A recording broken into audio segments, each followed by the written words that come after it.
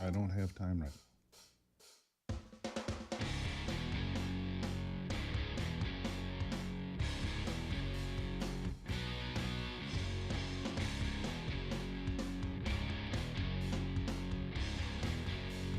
All right, live from Studio G and fighting for you from the Foxhole Freedom. Here we go into another brand new hour of the program. Here's your warning. The Steve Gruber Show often results in extended periods of American pride. There's a triggering warning here. We can have American optimism, uncontrollable enthusiasm about the future of this country. We kick off the live broadcast and Real America's Voice, MTN, and we're reaching a growing global audience. Welcome to it. Thank you for being here. Here are three big things you need to know to start this day. Number one, the USS Truman took a hard turn yesterday and lost a $70 million F-18 off the side to the bottom. Seriously? Number two, President Trump on his way back to Michigan today to mark his first 100 days in office and to thank the people of Michigan for voting for him and leading the way to victory in November. And number three, like I said, it's been 100 days under the Trump administration times two. And in the last 3 months, in my opinion, they've been a master class in delivering on promises, beginning to restore America's greatness and dismantling the woke globalist agenda that threatened our nation under Joe Biden. From securing the border to revitalizing trade, boosting agriculture, and obliterating divisive DEI initiatives, Trump's team has hit the ground running. Let's dive into the details, folks, because this is what winning looks like. And yes, elections have consequences. Here's one of the biggest promises. Listen. We will close the border. We will stop the invasion of illegals into our country. We will defend our territory. We will not be conquered. We will not be conquered. It was a tall order after the destruction that Joe Biden left behind in his dementia-addled wake. But boy, has Trump delivered in spades. The border crisis, a festering wound left by the Biden administration's open border policies, is being healed with surgical precision and dramatic results. Listen to ICE Director Tom Homan's analysis of the last 100 days yesterday morning. Here he is. Under the Biden administration, we averaged over 11,000 many days, over 12,000, even some days 15,000 illegal entrants in the United States. 15,000. You know what the number was the last 24 hours? 178. 15,000 to 178. Unprecedented success. On an average day in the Biden administration, known gotaways. People we knew crossed the border because they're on video, drone traffic, or sensor traffic. Crossed the border, weren't apprehended, weren't fingerprinted, weren't vetted. Average day under Joe Biden, more than 1,800 gotaways. Yesterday, 38. 38 too many? We'll get that to zero. But we went from 1,800 to 38. And finally, as was said earlier, under the first 100 days, or it was actually January 20th to April 1st, last year, 184,000 illegal aliens were released into the United States. Under this administration, 9. 4 of them were material witnesses in a criminal investigation. We need them here to testify in a serious criminal trial. 4 was extreme medical condition. We couldn't return them because they were in such bad shape. And 1 was a humanitarian issue. This is unprecedented success. This is unprecedented success. Illegal border crossings have plummeted by a jaw-dropping 96%, or is it 97%? Some say it's even higher since Trump took office. But some sectors reporting a 99% drop compared to 2023. 99% drop. That's what total operational control looks like and sounds like, folks. Trump declared a national emergency at the southern border on day one, deploying additional troops, including the National Guard, to assist Border Patrol and ICE. He restarted construction on the border wall, reinstituted the Remain in Mexico policy, and ended the disastrous catch and release nonsense. The CBP One app, a Biden-era loophole for illegal entry, is gone too. Trump also designated cartels like MS-13 and Tren de Aragua as foreign terrorist organizations, empowering law enforcement to crush these criminal networks, get them out of our country. And the Lake and Riley Act, he signed that into law. It mandates detention for illegals charged with theft or violence, period, you're gone. Mass deportations are underway, with violent criminals being detained at Guantanamo Bay and even sent to El Salvador, as we've seen in the last few weeks. And even though some of those programs are on hold for a moment, blocked by rogue judges, they will begin again. and continue for the next 4 years. They will make it. Take my word for it. Humanitarian parole abuses have been stopped as well, and temporary protected status for Venezuelans has been rolled back. Secretary of Homeland Security Kristi Noem has clawed back $80 million in FEMA funds misused to house the illegals in luxury hotels. This is a border policy that puts Americans first, protects our sovereignty, and sends a clear message. If you break our laws, you lose, you're out. Turning to trade, Trump's America First agenda is reshaping the global economic landscape. He's taken a sledgehammer to the unfair trade practices that have allowed American jobs and wealth to be pushed to the side for decades. By declaring a national emergency under the International Emergency Economic Powers Act, Trump imposed a 10% baseline tariff on all countries, with higher reciprocal tariffs on nations like China, where the trade deficit has been a national security threat and just too big. The results have been staggering. Allies are stepping up. Adversaries are feeling the heat. And Treasury Secretary Scott Bessent says it's all thanks to Trump's commitment to getting the job done. Here he is. Your thoughts about the U.S.-China standoff right now? Well, Brian, first of all, it's all the president, especially on the 18 important trading partners. We're doing bespoke deals, and he's going to be intimately involved in every one. 2 weeks ago, when we had the Japanese delegation come in, he started it in the Oval, and then we took them into the negotiating room. So he laid the groundwork, told them personally how important the relationship was, but also how important a fair deal for the American people is. That's right. Trump's 145% tariff on Chinese goods has forced Beijing to the negotiating table, though he's wisely paused tariffs on other nations for 90 days to secure deals, bilateral deals. It's not just about dollars and cents, it's about restoring economic sovereignty and sanity. The trade deficit, by the way, which hit over $900 billion in 2024, is being and tackled head on. Trump's policies are bringing back Made in America as a badge of honor, with tech leaders like NVIDIA and most recently IBM announcing huge investments in America. NVIDIA plans to sink $500 billion into artificial intelligence infrastructure over the next 4 years. IBM just released its plan yesterday to invest up to $150 billion in computer manufacturing over the next 5 years. This is all good news, American farmers. The backbone of our nation also finally getting the respect they deserve under Trump, a reversal from Biden's disastrous handling of our ag sector. Listen to Secretary of Ag Brooke Rollins spell it out. Here she is. We are opening up and expanding markets across the world. I'll be in the UK, I'll be in Vietnam, I will be in Japan, I will be in Brazil, I will be in Peru. This is all in just the coming months. That in the last administration, we went from a $0 trade deficit when President Trump left for agriculture to an almost $50 billion trade deficit after the Biden administration on agriculture. There just wasn't much effort around the world to open these markets up. J.D. Vance was just in India. We see them as a massive trading partner. Yeah, and it's one after another after another. Trump's tariffs giving our agricultural sector a fighting chance against non-market economies like China, and his energy policies also boosting our farmers' chances. We'll dig deeper. The first 100 days marked today. Donald Trump will be in Macomb County, Michigan. I'll be there with him. I'll be covering it from Real America's Voice.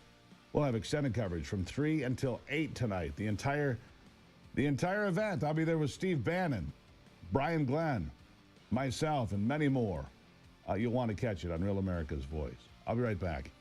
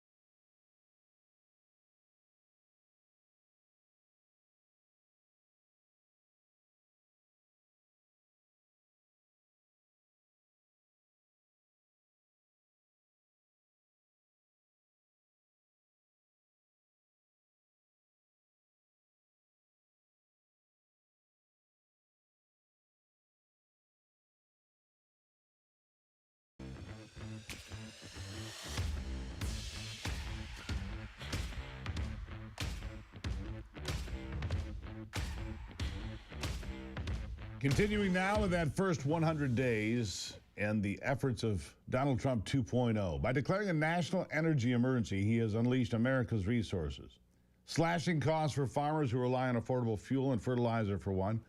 The U.S., by the way, is now the largest net exporter of natural gas, and Trump's approval of massive LNG projects and 625 million acres for offshore drilling ensures energy dominance for America. This translates to lower costs for farmers, helping them out, turning a bigger profit. His withdrawal from the Paris Climate Agreement and termination of Biden's Green New Scam have stripped down regulations, allowing farmers to focus on feeding America, not appeasing globalist bureaucrats. The climate apocalypse is finally losing its steam, but it's too late in Spain, if you didn't notice, where they sat in the dark most of the day yesterday. After destroying all of their nuclear reactors last year, they celebrated it. But hey, at least they're carbon neutral in the dark.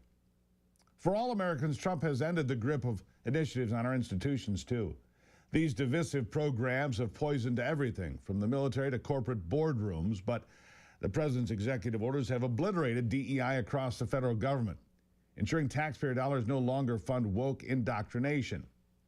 We've seen PBS, Disney, Goldman Sachs, you name it, shuttering their DEI offices, and the FCC is investigating Comcast's discriminatory DEI practices. Good for them. Trump's changed federal contracting rules to eliminate DEI considerations, and he's banned COVID-19 vaccine mandates and racial gender ideology in schools that receive federal funds. One executive order ended a 1965 policy that mandated affirmative action for federal contractors, marking the death of identity politics and quotas.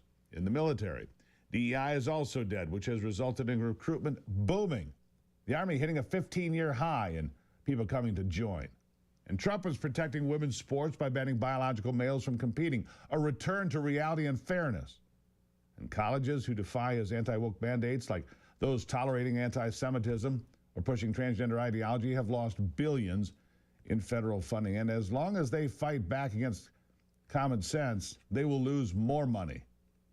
This is a cultural counter-revolution, folks, one that's restoring merit, unity, and patriotism. I want to focus on another area that's drawn my attention too, Canada. Canada had a historic election yesterday, resulting in the win of Mark Carney, it seems, and he'll be the next Liberal Prime Minister of Canada. Pundits say it's all Donald Trump's fault. Here they are on CNN. Trump's insults about 51st state, about calling the prime minister governor, they have created this wave of nationalism in Canada. Donald Trump has changed the way Canadians are thinking about their election because they think they've lost their friend and their neighbor, that Trump took this from neighborly to nasty, and they need to stand up. They think Trump shot himself in the foot on this Canada issue by calling for them to become the 51st state over and over again. But what if it was all part of his plan? I mean, think about it. It could be a masterstroke.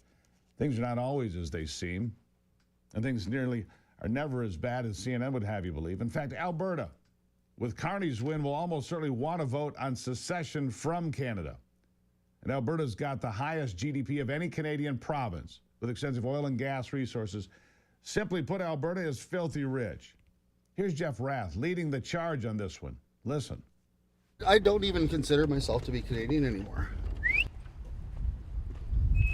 An independent Alberta would look very much the way it looks now, only people would have a lot more freedom and would have a lot more financial wealth and well-being staying in their pockets. The Alberta independence movement is growing. How many people would like Alberta to become an independent, sovereign Commonwealth nation? Yeah. All right. We're fed up, we've had enough, we want the hell out, and we vote to form a separate country. I mean, most of us are, primarily interested right now in an independent Alberta. There's a lot of people interested in pursuing statehood. My mind is extremely open in that regard. But, like any relationship, let's get out of Canada, right? And then we can discuss whether we want to join a rebound country later. Yeah, Mark Carney has fueled that conversation. Quebec has also threatened to secede from Canada on multiple occasions, although they're wildly liberal, so they can stay on their own. But I could see Saskatchewan and Manitoba join the movement with Alberta if that came to pass. The Prairie provinces have more in common with Montana than they do with the socialist regime of Ottawa, who's been redistributing wealth of the provinces like Alberta for years. The Democrats will fight like hell to stop this if it becomes a possibility because they know whether it's 1, 2, or 3 new states, it will be Republican senators in Washington. And wouldn't that be just desserts for the left? Maybe Trump isolated Canada on purpose to separate off the factions we really want. After all, Donald Trump is a real estate expert. He knows how wealthy and conservative Alberta is. I wouldn't put it past him. The man's always aimed for the stars, and a lot of times he gets what he wants. And it would be the biggest thing since Alaska. I mean, literally, it would be the biggest thing since Alaska. In just 100 days, President Trump has transformed America's trajectory. The border is secure, trade is more fair, agriculture is rebounding, and DEI is on the run. It's true. This is what leadership looks like: decisive, unapologetic, and relentlessly focused on the American people. Critics wail, but the results speak for themselves: lower costs, safer communities, and a nation returning to greatness. As Trump prepares for his next 100 days with trade deals and peace talks on the horizon, and of course, one big, beautiful bill, we can rest assured the promises made are promises kept. Let's keep the momentum going. Let's continue to take America back. That's my wish for this 100th day of Trump's administration. Now, if you're looking to take control of your health, at the Wellness Company, we offer doctor-formulated supplements and personalized care to boost your wellness. Whether it's immune support, heart health, or just feeling your best every day, we've got you covered. Become a member today and enjoy exclusive access to expert consultations, premium products, and health content. If you're ready to start, visit twc.health/Gruber. Do that right now. Use the promo code Gruber. You'll save 10%. The Wellness Company, your health, your way. twc.health/Gruber today. That promo code Gruber will save you 10%. And by the way, a brand new ivermectin formula to take the parasites out of your system. It's a remarkable new formula. We'll be talking about that at length tomorrow here on the program because it was something I was looking for. Now we found it. Flush, clean, start over, clean. We'll take a break and be right back. It is the Steve Gruber Show.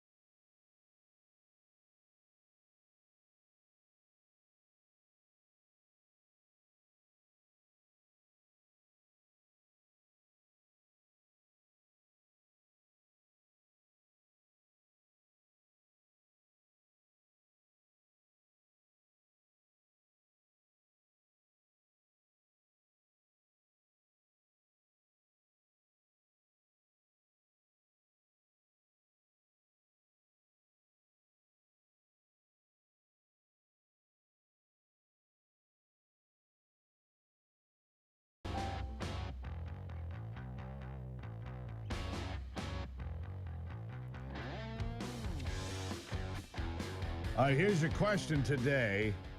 Would you take one day to take your business and life to new heights? One day. That's what I'm asking you. Would you take one day if it meant you could take your life and your business? This is for men, by the way. Attention men, business leaders, entrepreneurs. This is the first ever men's only event packed with the most elite voices in business, leadership, and global strategy. Built to give you the edge to dominate in life and business right now. It's happening May the 17th. Join Garrett J. White, the unstoppable founder of Wake Up Warrior. He's taking the stage at the Man in the Arena Tour. This is your blueprint to build, lead, and conquer. Seats are going fast. Don't get left behind. I'll be there. If you want to see me and Garrett White together, come see us May 17th. Lock in your ticket now, men. ManInTheArenaTour.com. That's ManInTheArenaTour.com. Step up, lead strong, win big. Join me for this extraordinary event. It'll be held in Salt Lake City, Utah, May 17th. ManInTheArenaTour.com. You can find out more. All right, still to come on this program, we're going to talk more about what's going on in Canada. We're going to talk more about what's happening with this country as we lock down the border. I mean, look at all the extraordinary things that Donald Trump has done. Some of the border crossing areas down 99.99%. In fact, those that were released into the country, I had to look at the stat here. Those that were released into the country, stopped and then just released into the interior of the country, went from 184,000 last year to so far 9 this year. And there were some reasons for that. You heard Tom Homan talk about it. That is a reduction of 99.99% plus. When you look at Donald Trump's number one issue, securing the border, he's returned that in spades. And I'm telling you, this big, beautiful bill is coming. We're going to codify so much of this. Tax cuts, border security, the elimination of DEI. This bill will pass the House. It's going to happen. We'll talk more about this and so much more right after the break. Thank you for being here. Remember to follow on Twitter today. We need 25 new followers. Got a brand new poll up. What do you think about the first 100 days of Donald Trump? Got a brand new poll for you to participate in. What do you think of the first 100 days of Donald Trump's second term? Go take the poll and follow. I'll be right back.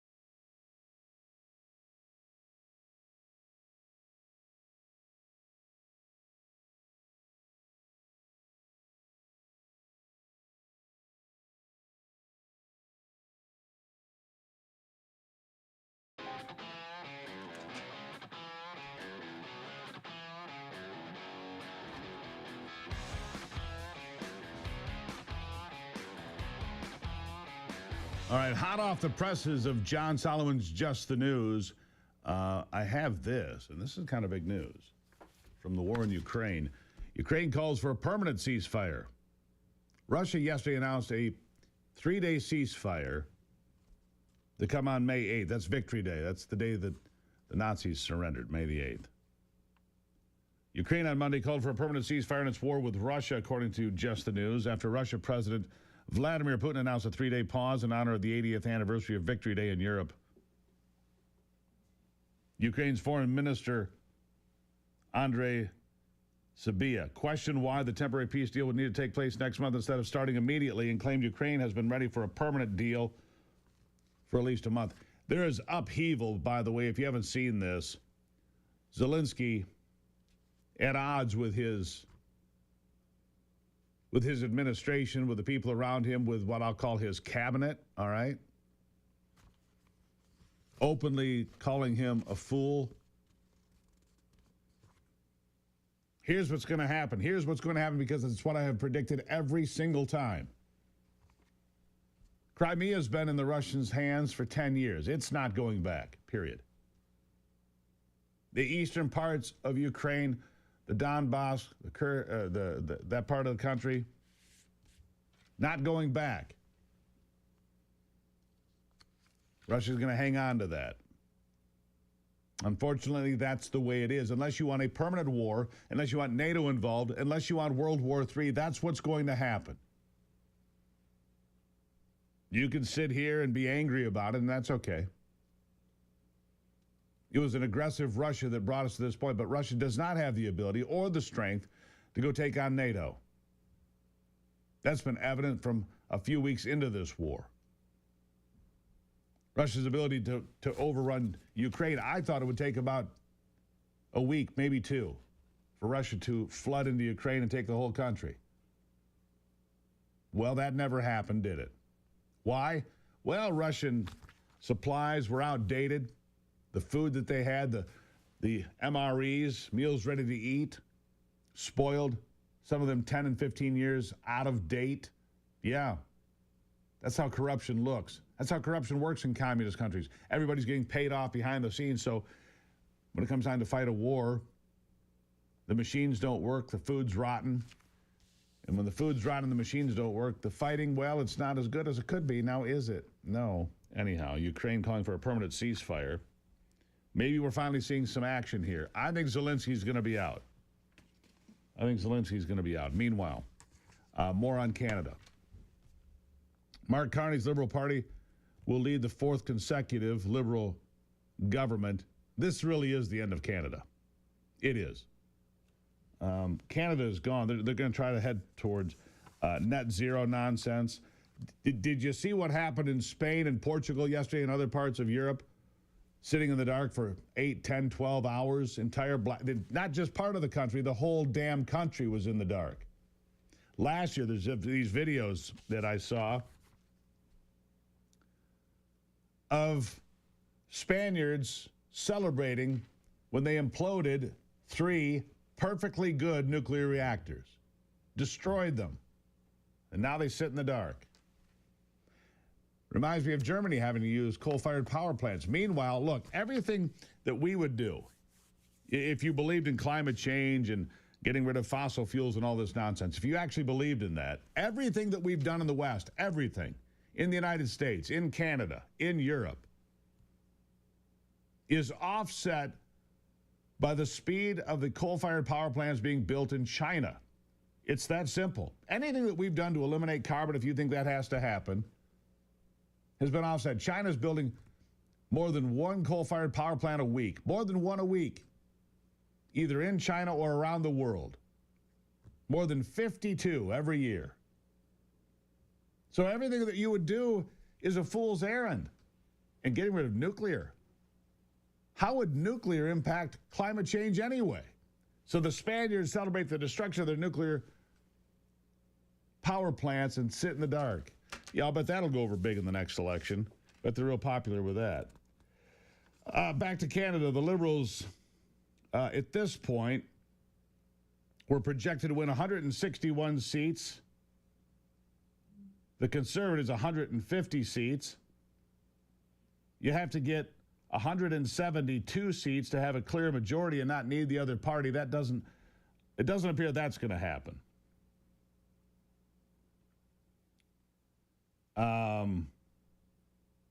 I guess they have this term called capital writing.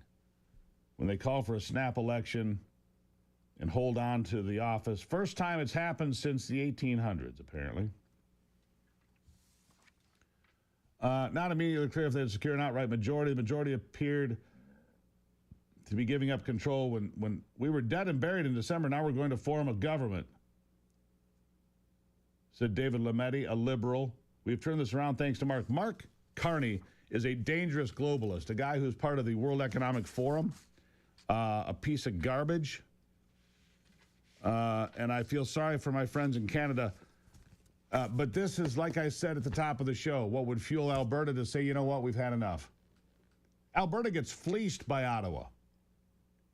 First of all, they dictate to them how much oil and so forth they can create, and they've got it in spades. They've got oil, natural gas. They've got shale oil. They've got industrial diamonds by the truckload coming out of mines. And the liberals in Ottawa would have them use none of that. None of it. It really is sad for Canada to wake up and see Mark Carney's winning. They'll try to blame Donald Trump, the conservatives, and the mainstream media in America. But again, Donald Trump may have made Alberta ripe for the picking. We'll see. That's just my theory. That maybe it was part of a strategy. And that's a part you have to consider. All right. I want to give you a little bit of insight as to some of the crime in America right now. I keep seeing things like this pop up. A Utah man arrested after police find an arsenal of explosives in his apartment. Listen to this. Literally in our building. That's one of Eric Whitaker's neighbors after police evacuated this Orem apartment complex to search his home, finding 71 devices along with bomb-making materials. It's definitely just really terrifying because, I don't know, was he making that'd be bombs terrifying. next door to our apartment? I have no idea. Police. Yeah, that'd be awfully terrifying. All those bombs in an apartment building, that'd make you feel good. I'll tell you what does make you feel good. 1775 coffee makes me feel good every single day. Look, it's right there. This is the premium Peaberry right here on my desk. I love this stuff. I'm a coffee snob. I'll just tell you right now, we are coffee snobs. So when 1775 Coffee said, hey, we'd like to be your partner, we'd like to support what you're doing, I said, I really appreciate that. Let me try the coffee first. I did. It is single origin, high altitude, hand-picked, and roasted for bold, uncompromising flavor. No chemicals, no toxins. Look, folks, this is just damn good coffee. We traced it and we said, yeah, we can do work with these guys. 1775coffee.com. Check it out. Use the promo code Gruber. You'll save money getting it shipped right to your house. You tell me if I'm wrong. All right, you try the coffee. You tell me how good it is. 1775coffee.com/Gruber. Use that promo code. Save yourself some money and get off to a great start with us here on the program. I'll be right back.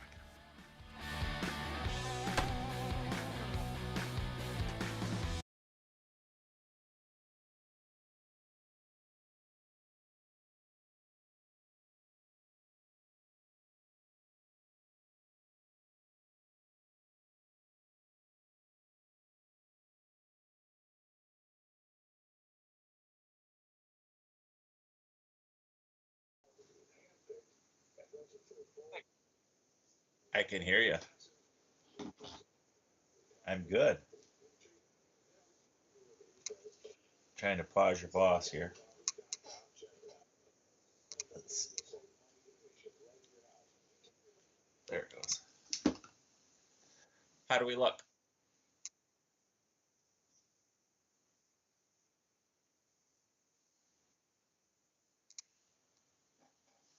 Tilt the camera down.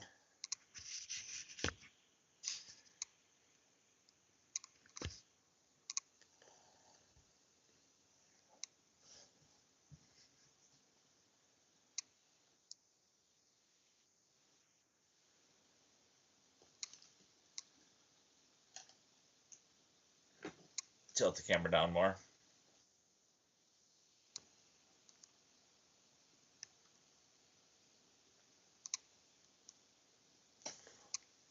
See, now on my little picture, I show the top of my head's right at the top of the screen, and you can't see Patriot very well. But I'm sure you're seeing something different.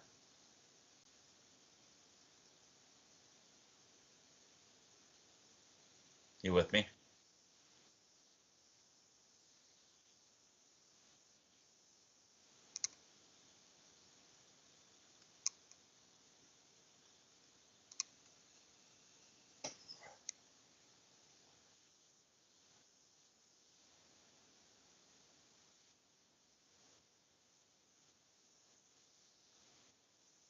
That's all right. Just a background.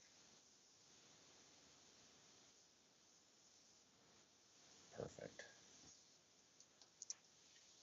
All right. Thank you.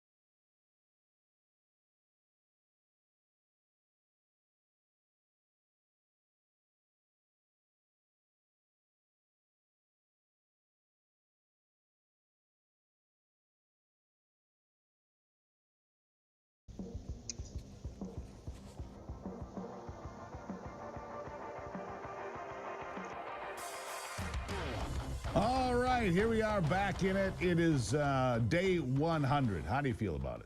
Got a poll there. I'd like you to take a look at it. I'd like you to take a look at the poll that I have on X this morning. The first 100 days. Good, great, okay, could be better, room for improvement. What do you think? And then post your comments along with it. Make sure you follow me on X today. We're looking for 25 new followers. Have you not done your bit? Have you not joined this movement of ours? If you haven't, come on. What's wrong with you?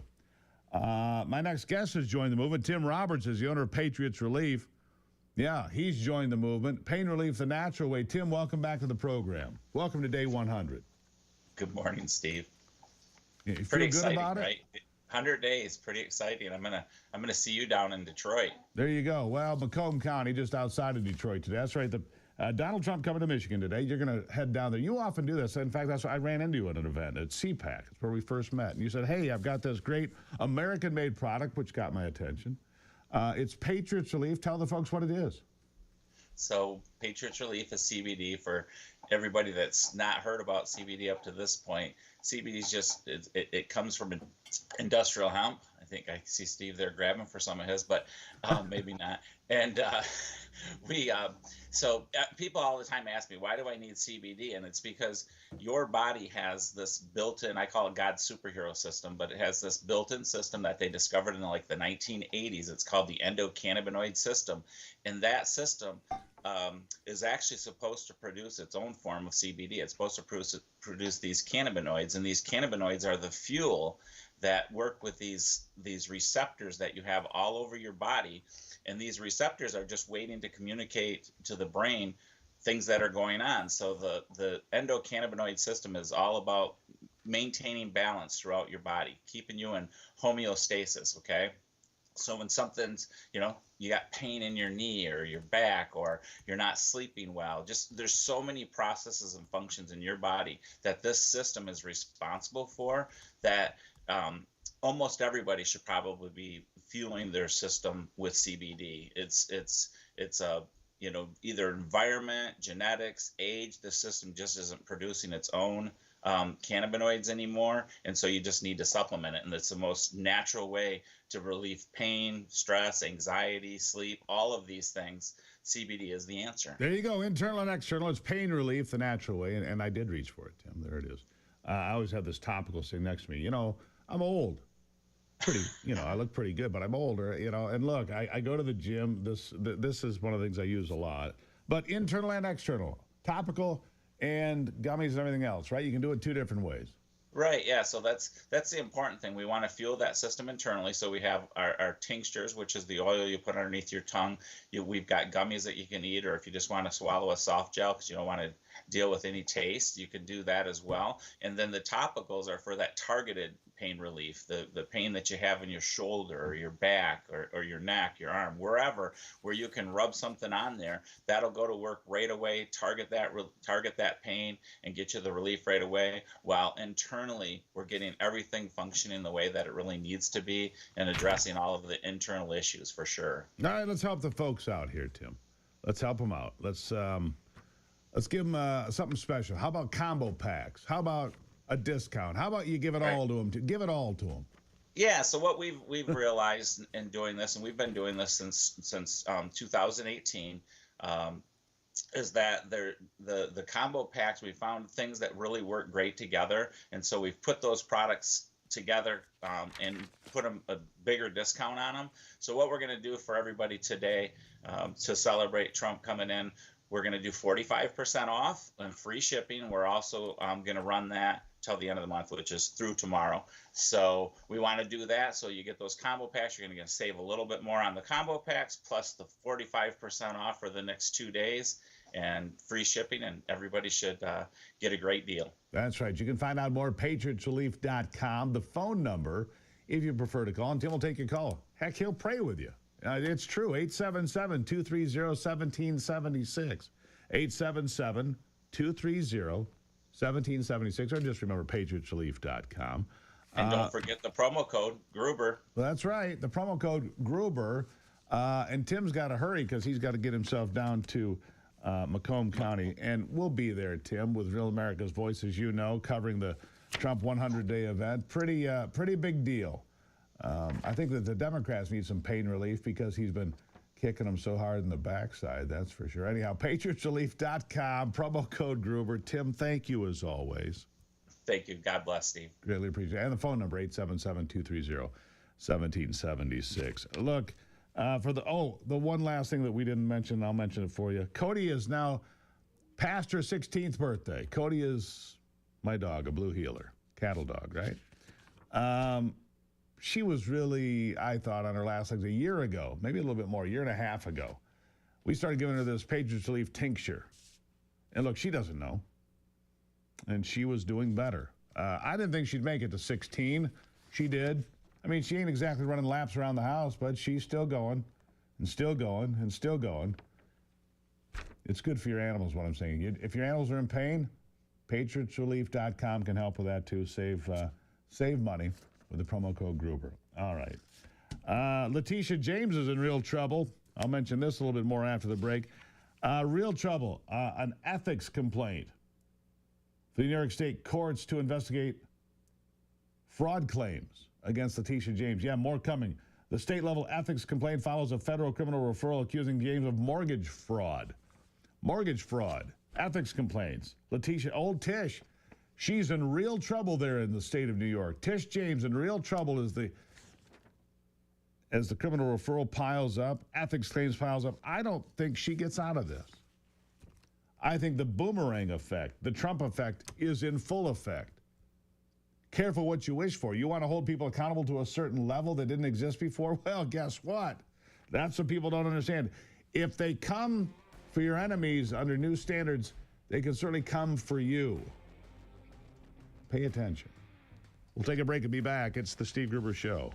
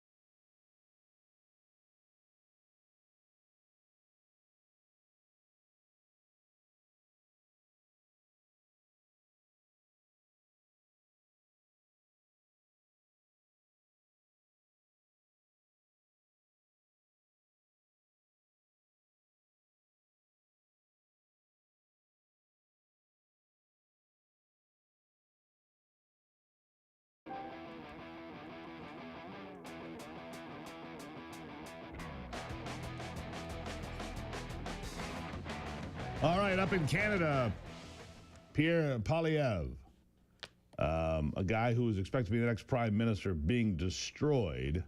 Not destroyed, but losing the election and taking a lot of heat. In an interview with Jordan Peterson recently, Viva Fry wrote, look, Poilievre is doing exactly what he warned against, taking conservative voters for granted, then trying to appease the rest and trying to make the media love him. What a failure. What a failure. More on that to come up in the next hour. Meanwhile, this is something that how does this happen? The USS Truman aircraft carrier takes a hard turn yesterday, constantly harassed out there by the Houthi rebels that we've pounded into submission in some places but not in others. Anyhow, they take a hard turn. They lose an F-18 off the side. It's a $70 million jet. A $70 million fighter jet goes over the side and to the bottom of the Red Sea. How does that happen? Shocking to me.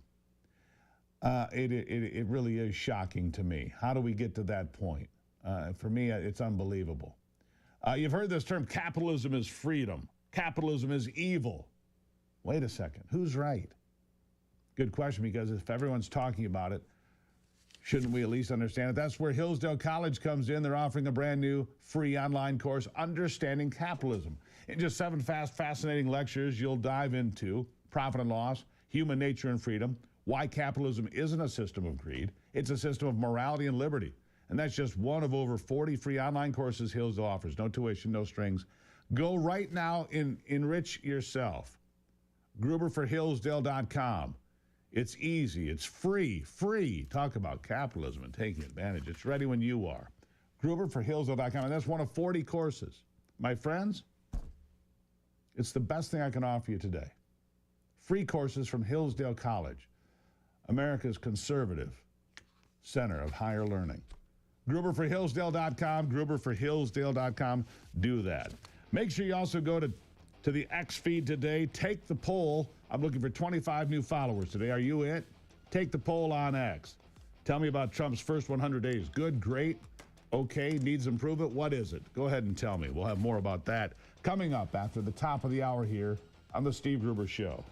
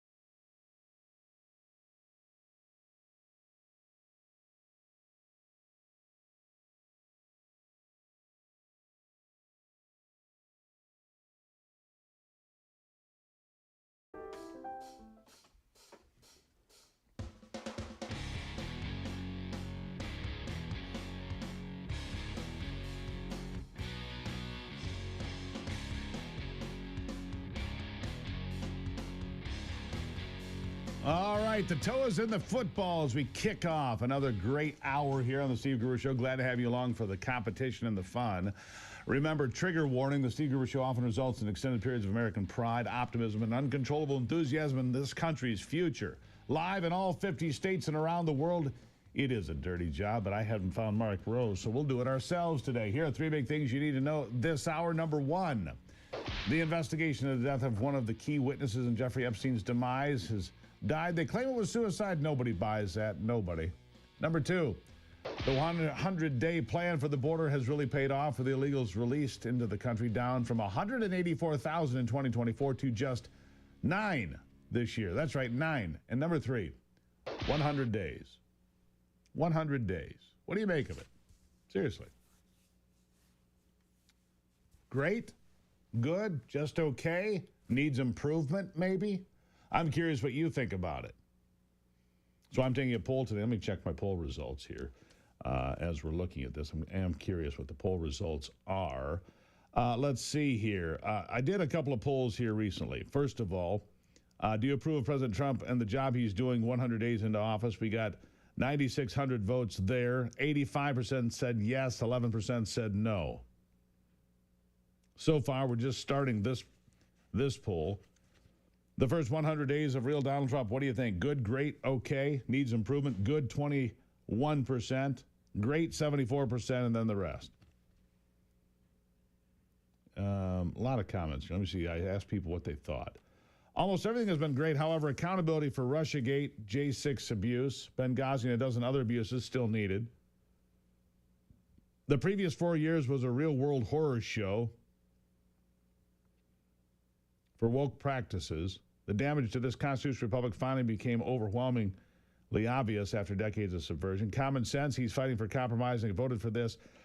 Cleaning up this messy government. One comment after another. You should be in there. Get on board and vote. Get on board and vote. That's right. All right, so here's Stephen Miller destroying a reporter. This was yesterday, about this time yesterday. A reporter about illegal aliens. Kind of smug, as oftentimes these reporters are. Stephen Miller delivering a master class on how to crush smug. Here it is. Is it the best use of the administration's resources to be going after moms of young kids, basically? Do you yourself have an opinion on the subject? I'm more interested in yours. Well, what percentage of the, let's just pick an even number of, say, 10 million illegal aliens. Let's say that Biden released, I think it's closer to 20 million. Let's say he released 10 million illegal aliens into the country over the last 4 years. What percentage do you think we should let stay here of those 10 million? I'm not trying to do a game show. No, but I'm saying, no, but... If you think that's the best use of... Well, hold on, but is it your view that if a Democrat president releases 10, 15, 20 million illegals into the country, that they all then should get to stay forever and for all of life? Stephen, I don't have a view about what Democratic presidents do. I'm asking what the Republican president for and how okay, so you don't want to answer the question because you know the answer is obvious. Everyone that Biden let in has to go home. Of course. I mean, it's a crazy thing to even ask. You think we should give administrative amnesty to some subset of the illegals that Biden... Here's how we're prioritizing it. ICE is going to continue to focus on raids against high-threat criminal aliens. We're going to use the entire force and power of the federal government to get them all home. Many will choose also to leave voluntarily and take advantage of the CBP Home app. But we are not going to ask taxpayers to subsidize the presence of a single illegal alien in this country. Yeah. Just destroying these people. By the way, where are we on day 100? Well, the impeachment papers are being filed. It was predictable. It was just a matter of time. Impeachment papers and articles of impeachment be filed against Donald Trump. Sri Thanedar of Michigan is the guy who did it yesterday, laying out his 7 articles of impeachment against Donald Trump. Sri Thanedar. Here he is. This is Congressman Sri Thanedar. Donald Trump has already done real damage to our democracy, but defying a unanimous 9-0 Supreme Court ruling, that has to be the final straw. It's time we impeach Donald J. Trump. The court said the wrongfully deported Kilmer Garcia must be allowed to return and receive due process. Trump ignored it. He ignored the Constitution. He ignored the very checks and balances that keep our democracy intact. This isn't an isolated incident. It's part of a dangerous, deliberate pattern. That's why today I introduced a resolution to impeach Donald J. Trump. I think Donald J. Trump should be impeached. I think Donald J. Trump, that's what I think. Oh, Sri ran for governor in Michigan a few years ago. He was a lousy candidate. I have no idea how that clown got elected to Congress. What a twitbag. Anyhow. But on the left, there's a lot of rebellion against Trump, as you well know, including Sri Tanadar, making Michigan proud today. Here's a college graduate saying she will never pay her student loans, ever. Donald Trump. Here she is. Just for the record, we will all file bankruptcy, and we will all go back to school. You're not getting a dime from us. What? I have 3 degrees. I'll go get another one. I'm a black woman. Black women are the most educated populace on this planet. We go to bed, wake up, and decide, okay, we're bored. Let's go get another degree. Are you kidding me? I will take 2 to 3 credits per semester, per year, until the next administration gets here and figures this all out. You're not getting a dime from me, Donald Trump. Because see what you don't understand? While you are trying to crush the middle class and destroy the lower class. Enough of that nonsense. Look, these people don't want to, people in here, I'll just keep getting, more and more degrees and sending the bill to my neighbors. Well, that's cool. How lovely of you. Meanwhile, morbidly obese Illinois Governor J.B. Pritzker calling for warfare on anyone who doesn't agree with the left. How lovely. How inviting. Here he is. In the times upon which history turns. Never before in my life have I called for mass protests, for mobilization, for disruption. But I am now.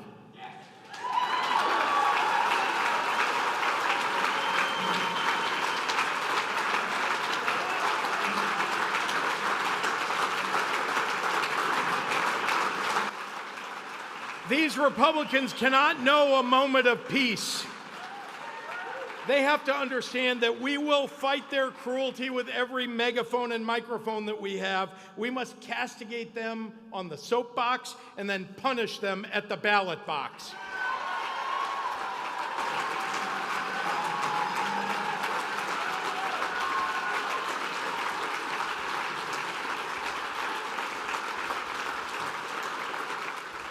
They must feel in their bones that when we survive this shameful episode of American history with our democracy intact, because we have no alternative but to do just that, that we will relegate their portraits to the museum halls reserved for tyrants and traitors.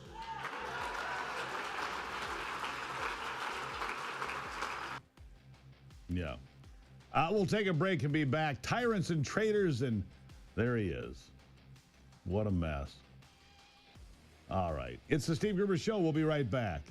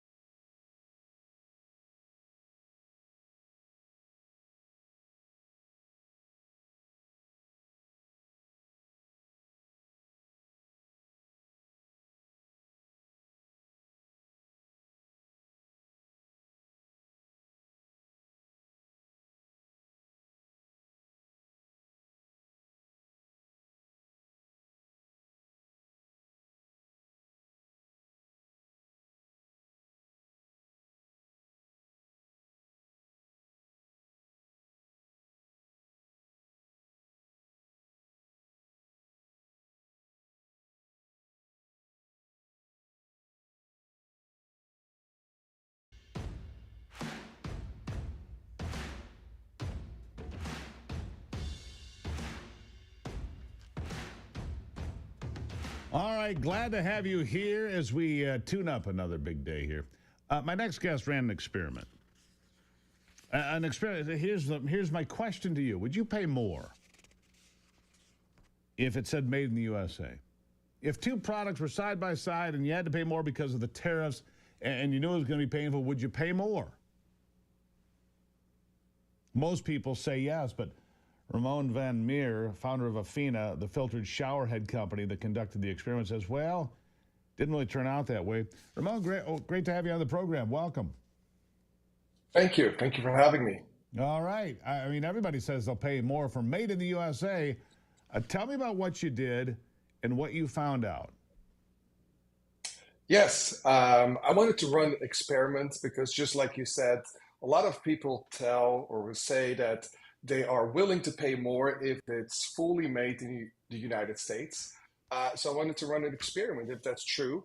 And if, I could maybe move my totally supply chain to the United States. So made a landing page and gave the customers or the visitors of that page two options. Identical shower heads, identical quality, but two options. One, a shower head made in Asia, and one made in the United States. The only difference was the price point. And the results were surprising, or maybe not, but it was zero shower heads sold for the United States. Zero. Yes. Not even one person would pay the price to say "Made in the USA." Not even one. Versus almost 600. It was not a small test. This test ran for 2 weeks. Almost 600 shower heads were sold on Made in Asia. Interesting. So your best-selling model, made in China and Vietnam, sells for $129. This year the tariffs jumped 25. Now the tariffs are off on Vietnam at the moment, right? But on China they remain. Correct. Yes. Let me ask you this, Ramon. The tariffs, are they hurting you? Are they hurting your business, or are you able to navigate this?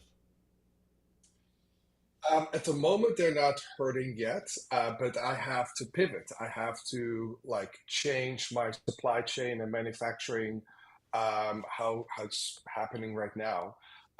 So it's definitely disrupting the business. Like we were forecasting for the rest of the year, everything has changed because now I have to find different solutions.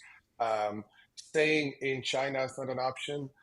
But also moving to the United States is neither an option because people are not willing to pay for it yet. But even more importantly, the supply chain or manufacturing facilities are not there yet. So I'm trying to find a middle ground, so to speak. Right. So let me ask you, it's day 100 here for the Trump administration. Donald Trump flying to Michigan to talk about what he's done in 100 days. And I think that there are a few arguments with the border security and other things, but when it comes to tariffs, it seems to be a mixed bag with folks, especially for people like yourself who source some of their product or base materials overseas. What are your thoughts? I'm personally not opposed against tariffs. I think it could help in protecting businesses from the bad apples, and by bad apples I mean Chinese companies that have no offices in the United States. They don't hire local people. They don't invest in the local economy. And then just the only thing they do is they, mail their products in. But majority of small businesses, the United States is backbone is small businesses, are people like me. I have 30 plus U.S. employees. I have an office. Most of my revenue and investments is done in the United States. I pay, trucking companies, container rental companies, employees, warehouse staffs, and we are a little bit lucky that we have enough inventory to last, to sit this one out. But a lot of other small businesses are really hurting. they might have to close doors in the next couple weeks. Now, what's a filtered shower head, by the way? Yeah, good question. I don't know what that means. I mean, I know you make shower heads, but it's a filtered shower head. What does that mean? Yes. Well, you need one, that's for sure, because our water facilities, what they do is they recycle sewage water back into tap water. So we are all basically showering in poop water, and they recycle the water by adding a lot of chlorine in it to kill the bacteria.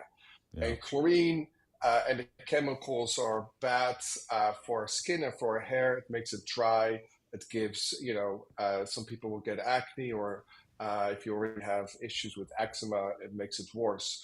So you should not drink unfiltered tap water, but you neither should shower in it. So that's what we high levels of chlorine. You don't want that stuff. Look, I don't want anything. I don't live in the city, so I don't drink city water to begin with. So I'm a lucky individual. But for the folks that do, yes, Afina.com if you want to find out more. It is the best filtered shower head, he says. No question about it. Engineered clean. It says right here at Afina.com. AFINA.com. Sir, thank you for being here. I hope you do well. I hope you find your supply chains, and I hope you can make it in America. I do, because I think that's good for everybody. Exactly. I agree. And by the way, our filtered material is actually sourced in the United States. Well, so even if it's manufactured outside, it's still partially, manufactured in the United States. There you go. Ramon, fight the good fight, my friend. Thank you for being here.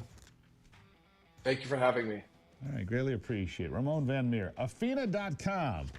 The truth is, your shower water is dirty, he says. So clean it up and make it in America. We'll be right back.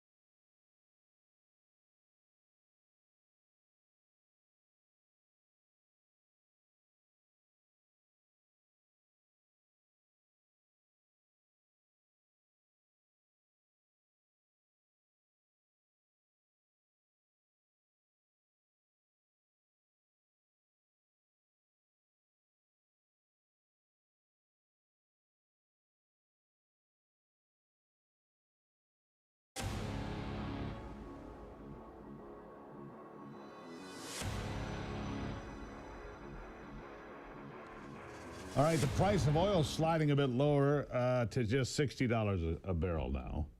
Just a buck or two lower than it's been, right? Just a buck or two lower than it has been. The stock market looking pretty steady right now. Gold leveling off at $3,300 roughly. A bit off its peak when it reached almost to $3,500.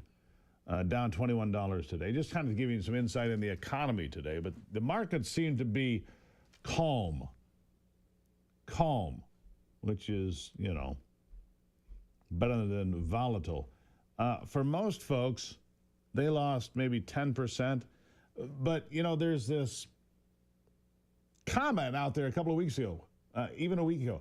April's going to be the worst April since 1932 on the stock market. Well, it turned out not to be true, didn't it? Yeah, turned out not to be true. In fact, I think the S&P is now up for April. Right? Let me just look at this real quick. I think I can tell you that the S&P 500 is going to be flat today, 55, 51. NASDAQ back almost at 20,000. The Dow over 40,000 again, 40,550.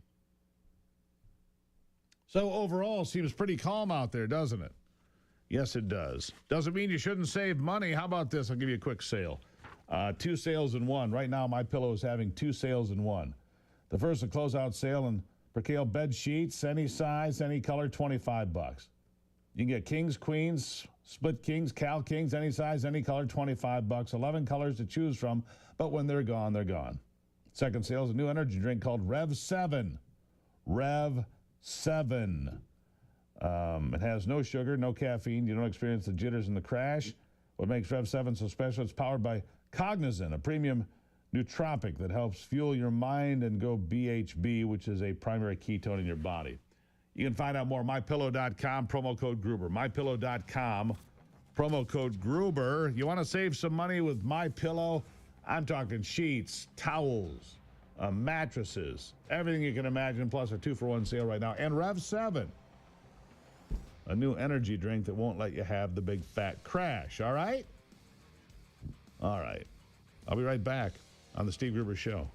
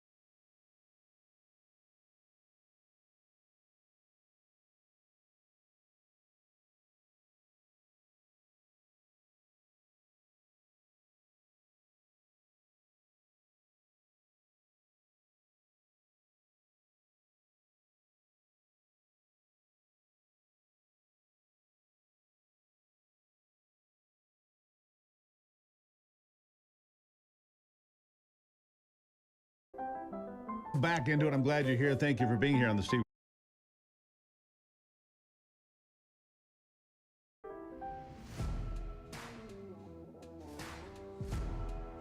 Back into it. I'm glad you're here. Thank you for being here on the Steve Gruber Show. Appreciate your patronage. Look, I love a success story. I do. And I love when somebody's love for something turns into a success story, which is what we have here today. For any of you outside of Michigan, Leland Isle Peninsula is one of the great places in northern Michigan.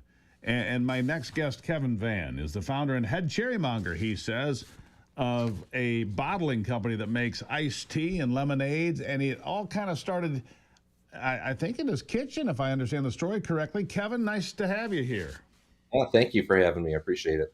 All right, so Leelanau means, apparently it's a combination of French and Native American, means delight of life. And you've been making iced tea and lemonade for a few years, but you're making it, if I read this correctly, this is the part that I love the most. You are making cherry iced tea at home using a $35 brewer from Bed Bath & Beyond. Now there, my friend, is dedication. That's where it all started, huh? I was, yeah. I'm no longer anymore. I kind of burned that baby up. So I hope you saved that piece of equipment, for the museum. yeah, no, it's not the Nike waffle iron that I can just kind of go pick out from the backyard and put it in a museum or anything. I think it's long gone. So. Right. So tell me about the evolution of this company. You began making this stuff at home. Yeah. And then in 2020, you decided you were going to take it and do it for real. You turned basically, I think what I'm talking, it looks like a home hobby into the real thing, didn't you?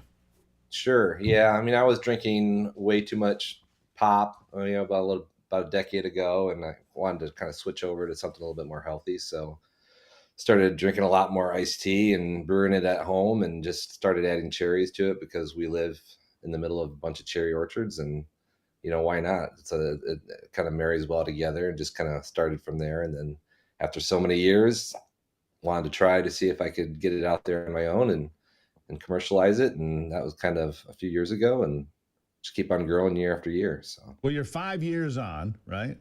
I saw here you had some disagreements with other folks who were delivering beverages to different stores for parking spaces and so forth. You had a little conflict there. And they don't like competition, the big companies. And here you are, an upstart. But yeah. Tell me, what was it like? I mean, you're out there beating the streets, right? What are you, knocking on doors, shaking hands? Here, try my products. What'd you do to get there?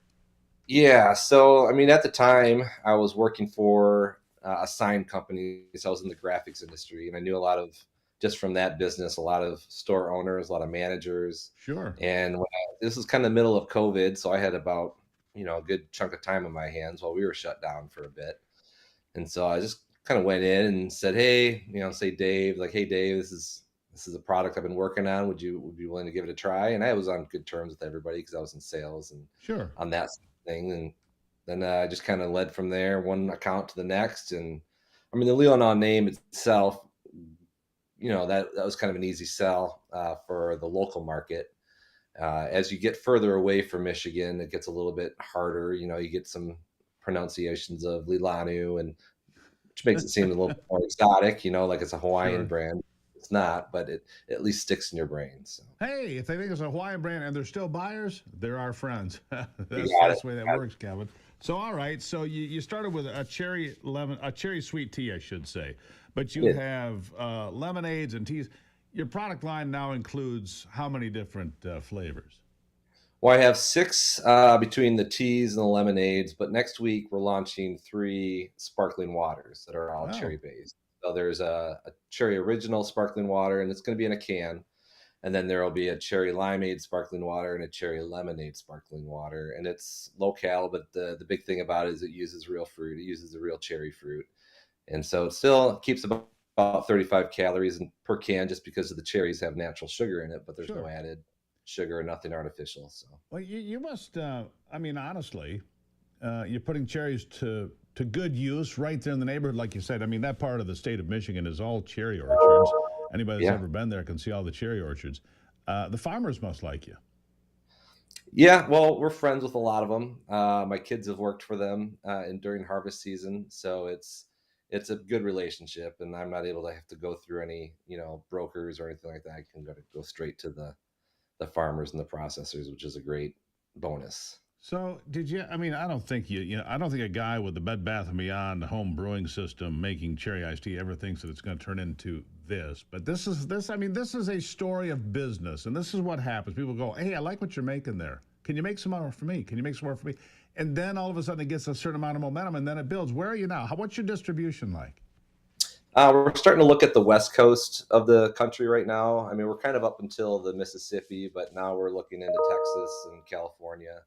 We're pretty well down into Florida and on the east coast of the country. I've even had people find it in Puerto Rico and a couple other the friendly neighboring countries down south. So you're So big. I mean, this has become very uh, serious. I wouldn't say big, but it's. Well, you're not PepsiCo, but but who wants to be that? I mean, you're still a Right. family business, right? Absolutely, yeah, 100%. So are the kids still working for the local farmers? They come home and say, "Hey, Dad, I kind of like what you're doing here." Yeah, I've got one in business school in New York, and he was home over the weekend for Easter, and I had him helping me build pallets. So he's interning for me as part of his college degree. So, and then I've got two in high school. One's going to be hitting the farmers markets for me this summer. There's So four. where do you do the bottling, though? Where did you find a facility big enough? I mean, if you're shipping, obviously, all over Michigan and the Midwest, to California, to Florida, showing up in Puerto Rico, however these things, distribution channels work, I mean, how many bottles are you putting out daily, weekly, monthly? How many bottles are you shipping to the world? I think last year we did 250,000 bottles. And as far as bottling, it kind of changes from which co-packer I end up using. But all the cherries are coming from our backyard here, and that I will never deviate from. We're not gonna grab cherries from overseas or even across the country. It's got to come from here, and it's got to be legit and true. So legit, I like that. So made in the USA. Well, it's got to be, right? I mean, look, Ivy and I, my wife and I, anybody that listens to this program knows full well. When we go into the supermarket, we are label readers, and not necessarily for nutrition, but for where did it come from? Was it made here? I'm not going to buy blueberries that didn't come probably from Michigan. I'm not going to buy cherries that come from any place but Michigan. I'm kind of a homer. It's okay. We're proud of our home state. We got a lot of we got a lot of great agriculture here that people don't realize. Right. Absolutely. So what's next then? All right, you're all over the country. You got the new sparkling waters coming out. Where do you see this? I mean, I don't know. Did you see it here 5 years ago? And where do you see it 5 years from now? There's another company locally called Great Lakes Potato Chips, and seen them. Love them. Yeah.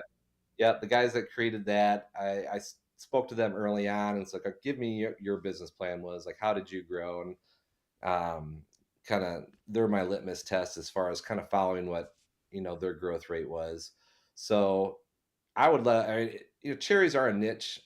It's a niche product. It's a niche industry, but I'm staying true to that, and we'll see how big the market goes. It's I'd love to pass it along to my kids and my family someday, but right now it's a load of fun. I mean, you got to be crazy to be in the beverage industry, but it can be hard. It can be frustrating, but it's fun. And to be fair, Kevin, you got to kind of be crazy to be in business some days. Trust me. True. You know Yeah, that. And business with family, a little nuttier sometimes yet. Yeah. Kevin Van, where can people find Leelanau, cherry sweet tea, and everything else? Sure. I mean, if you're across the state in Michigan, if you're listening to this, any Meijer has it, all the Krogers have it, but there are a ton of independent mom and pop stores, grocery stores, cafes that carry it as well. Kevin Van, I got to leave it right there. Greatly appreciate you. Thank you.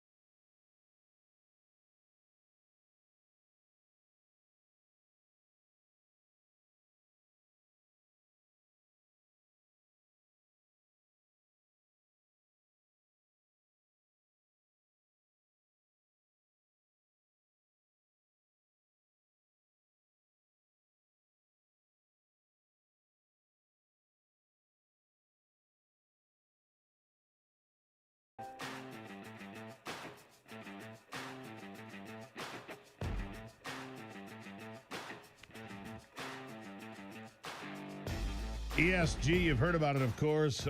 Environmental, social, and governance money management. They claim to be more, environmentally friendly, more focused on sustainability and long-term profitability and all that stuff. I don't buy it. Neither does my next guest. Nick Vujicic is the co-founder and chief brand officer of Pro-Life FinTech.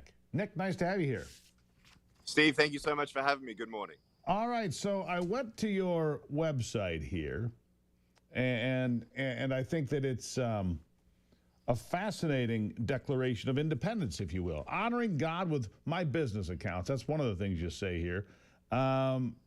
You're saying you need pro-life checking, pro-life savings, pro-life money market. You're a pro-life organization, Nick. How long have you been around? How's it working?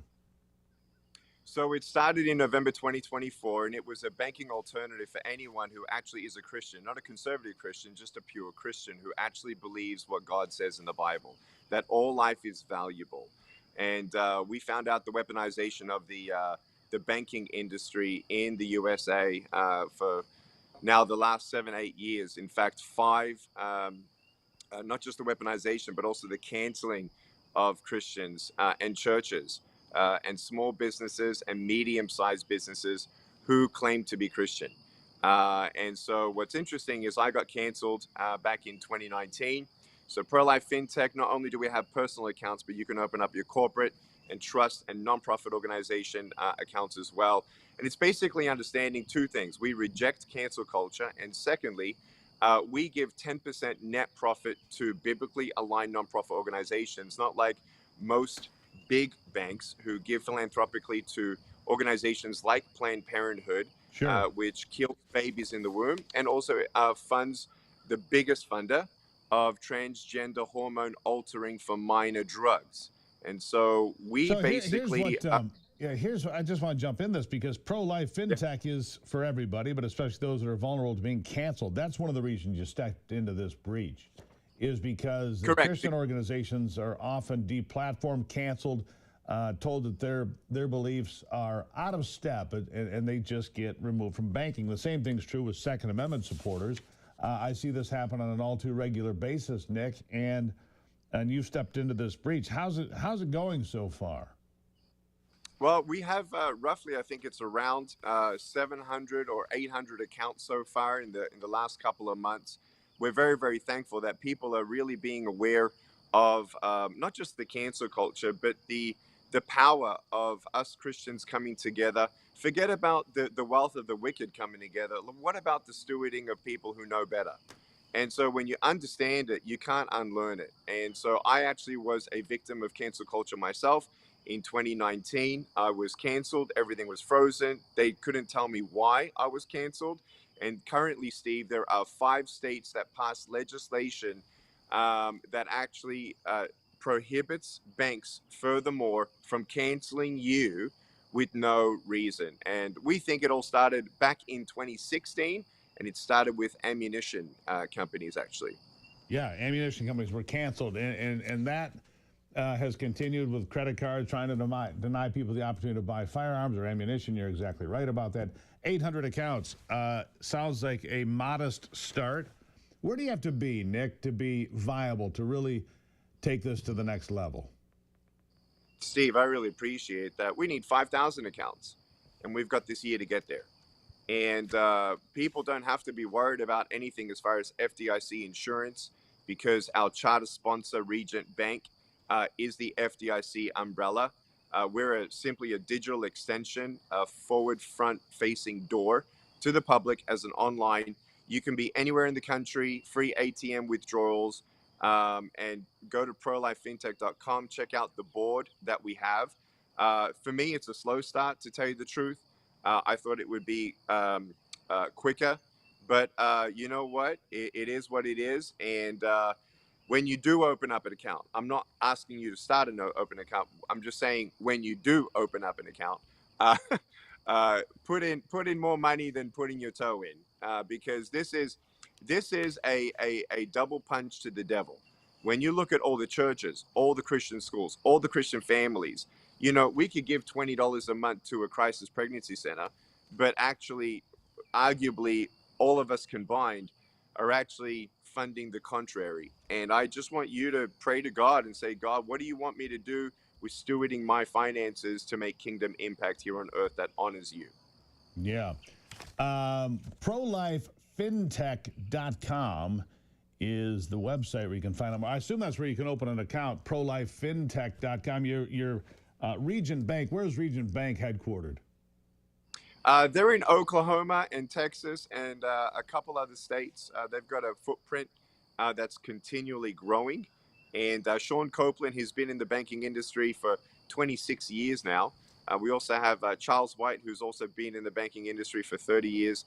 And it's just been an incredible ride, learning in how especially we can try and inspire young people, I think, who are the most compassionate, and when they realize something, they want to do something about it. I'm really proud of Gen Z on that. And you go to prolifefintech.com. Fintech stands for financial technology. And yes, you can open up your money market accounts, and we are competitive in rates. But man, when you look at the treasures in heaven and kingdom index, we don't see many banking alternatives like us. ProLifeFintech.com. You can find out more. Nick Vujicic, did I get that pretty close? You got it. Very nice. Pretty good. Nick, I greatly appreciate you doing this. It's a step in the right direction. I hope you get to 5,000 accounts long before the end of the year. ProLifeFintech.com. If you're somebody that's interested in pro-life and positive alternatives to the ESG, this is a place for you to check it out. Nick, thank you for being here. You're welcome. And, you know, let's see what happens with the ESG now with the current administration. But I just want everyone to know that today we can all make a difference. And I'm very, very excited to be on your show. And to everyone, may God bless you. And understand that we're aligning hundreds of Christian bankers all across the country. Good. We're going to be expanding into wealth management as well one day, because as this is just the tip of the spear of us Nick, coming together. And just the start. I Thank love you, you. Nick. Cheers.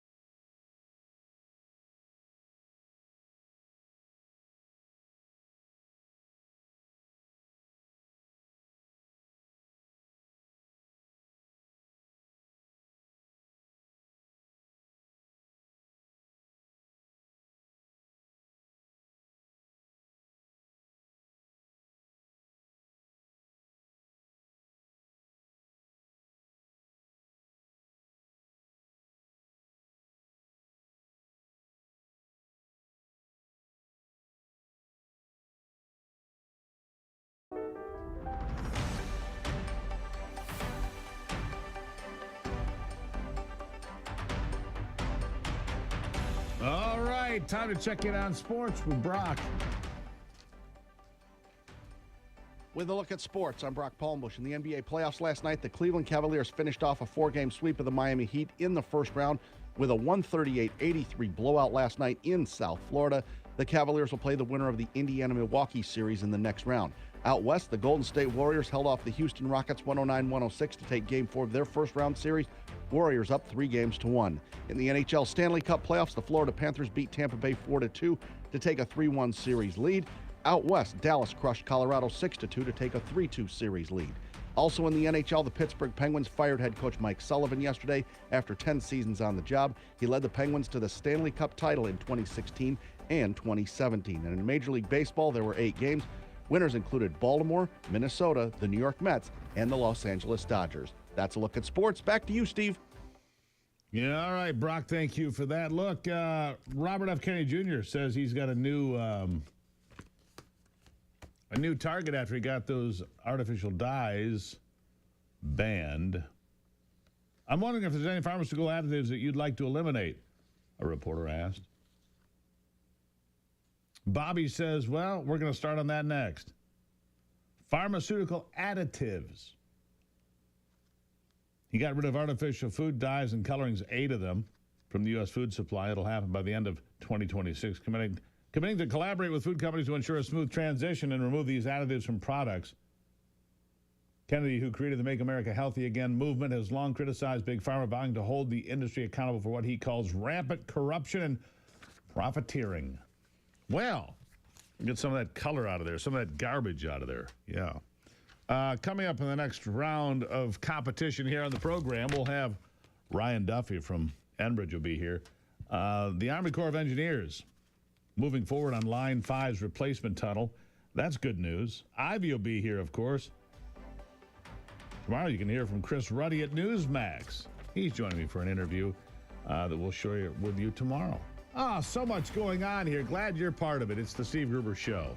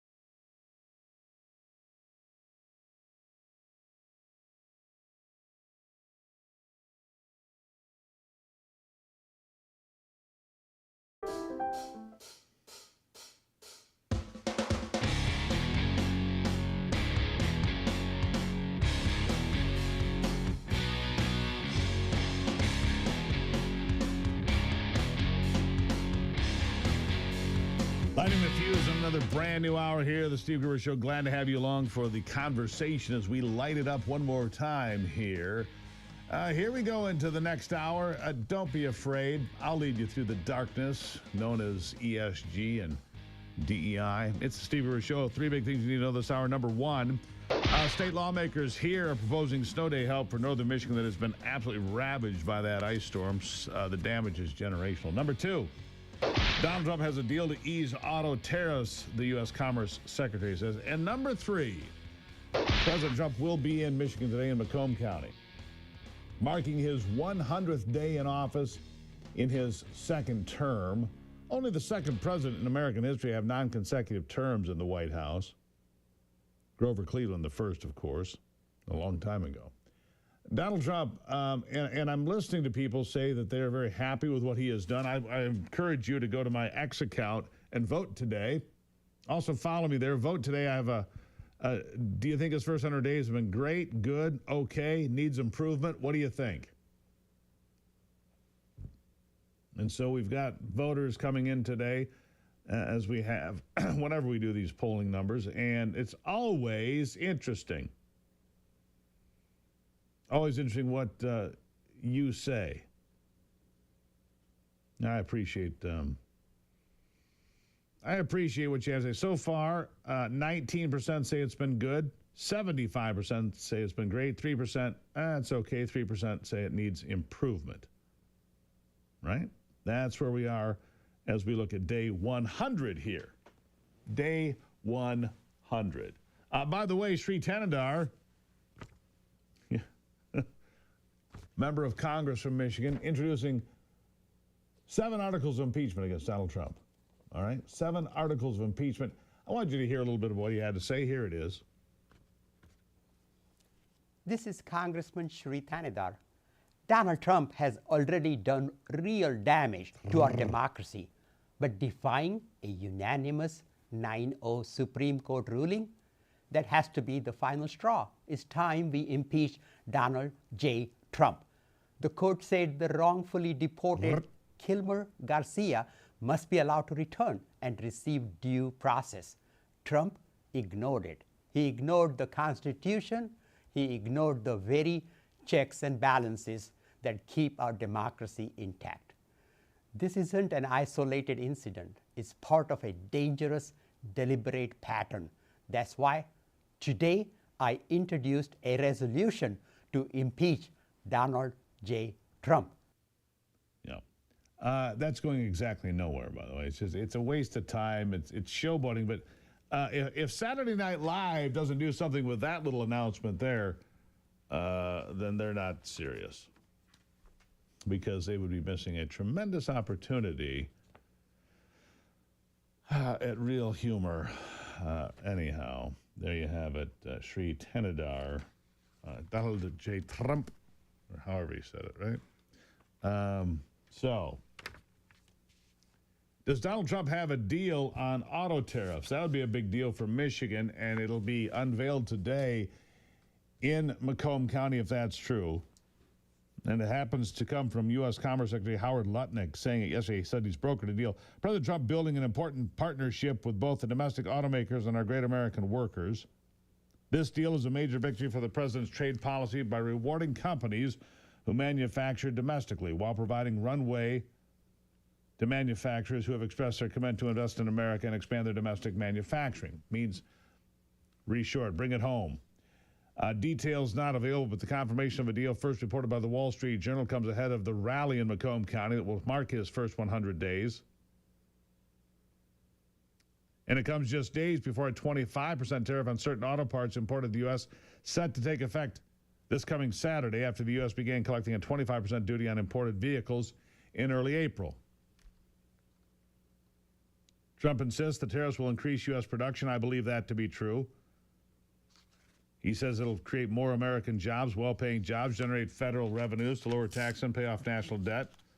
Automakers and suppliers and analysts have warned full implementation of those import taxes would be costly, could disrupt supply chains, and would increase prices for consumers potentially. They've called for trade deals that offer certainty and stability for making future decisions. Apparently that's happening. Okay, so Let me just go to the markets here real quick because I want you to know the markets seem reasonably satisfied today. There's this fear number that has been going lower and lower and lower. It's on CNN's pre-market futures. I check it just because it's nothing that can be gamed by politics. It's just a number. Fear is driving the U.S. market. It's been in extreme fear territory for most of the last several weeks. Well, it's not there now. In fact, the Dow futures are going to open 160 points higher with an open of 40,500 plus. The S&P 500 flat. Same for the NASDAQ, flat. I mean, like less than a percentage change in either direction. That's good news. It means your 401k has settled down. The upheaval is over, and unless you're taking all your money out in the last 30 days, you're okay. Relax. Relax, you'll be fine. Gold prices have come down some. Not a lot, but a little bit. Stabilized and come down. The gold price is down about $30 today at 3,300, just about 3,300 even, right? Up 7% over the last 30 days, up 20% over the last 6 months, but on its way down now. Over the last year, gold is up 46%, and over 5 years, it's doubled in 5 years. It's pretty remarkable that gold will have doubled in 5 years and up 20% in 6 months and 45% over the year. If you put in $1 million a year ago, you'd have 1.45 million today. Yeah. So from Howard Lutnick, there's also this. We believe the president's leadership is helping level the playing field for companies like GM and allowing us to invest even more in the U.S. economy. Actually, that comes from Mary Barra, the CEO of General Motors. Let me repeat that, what Mary Barra said. We believe the president's leadership is helping level the playing field for companies like GM and allowing us to invest even more in the U.S. economy. We appreciate the productive conversations with the president and his administration and look forward to continuing to work together. You see, they're on board with this. The union's on board with this.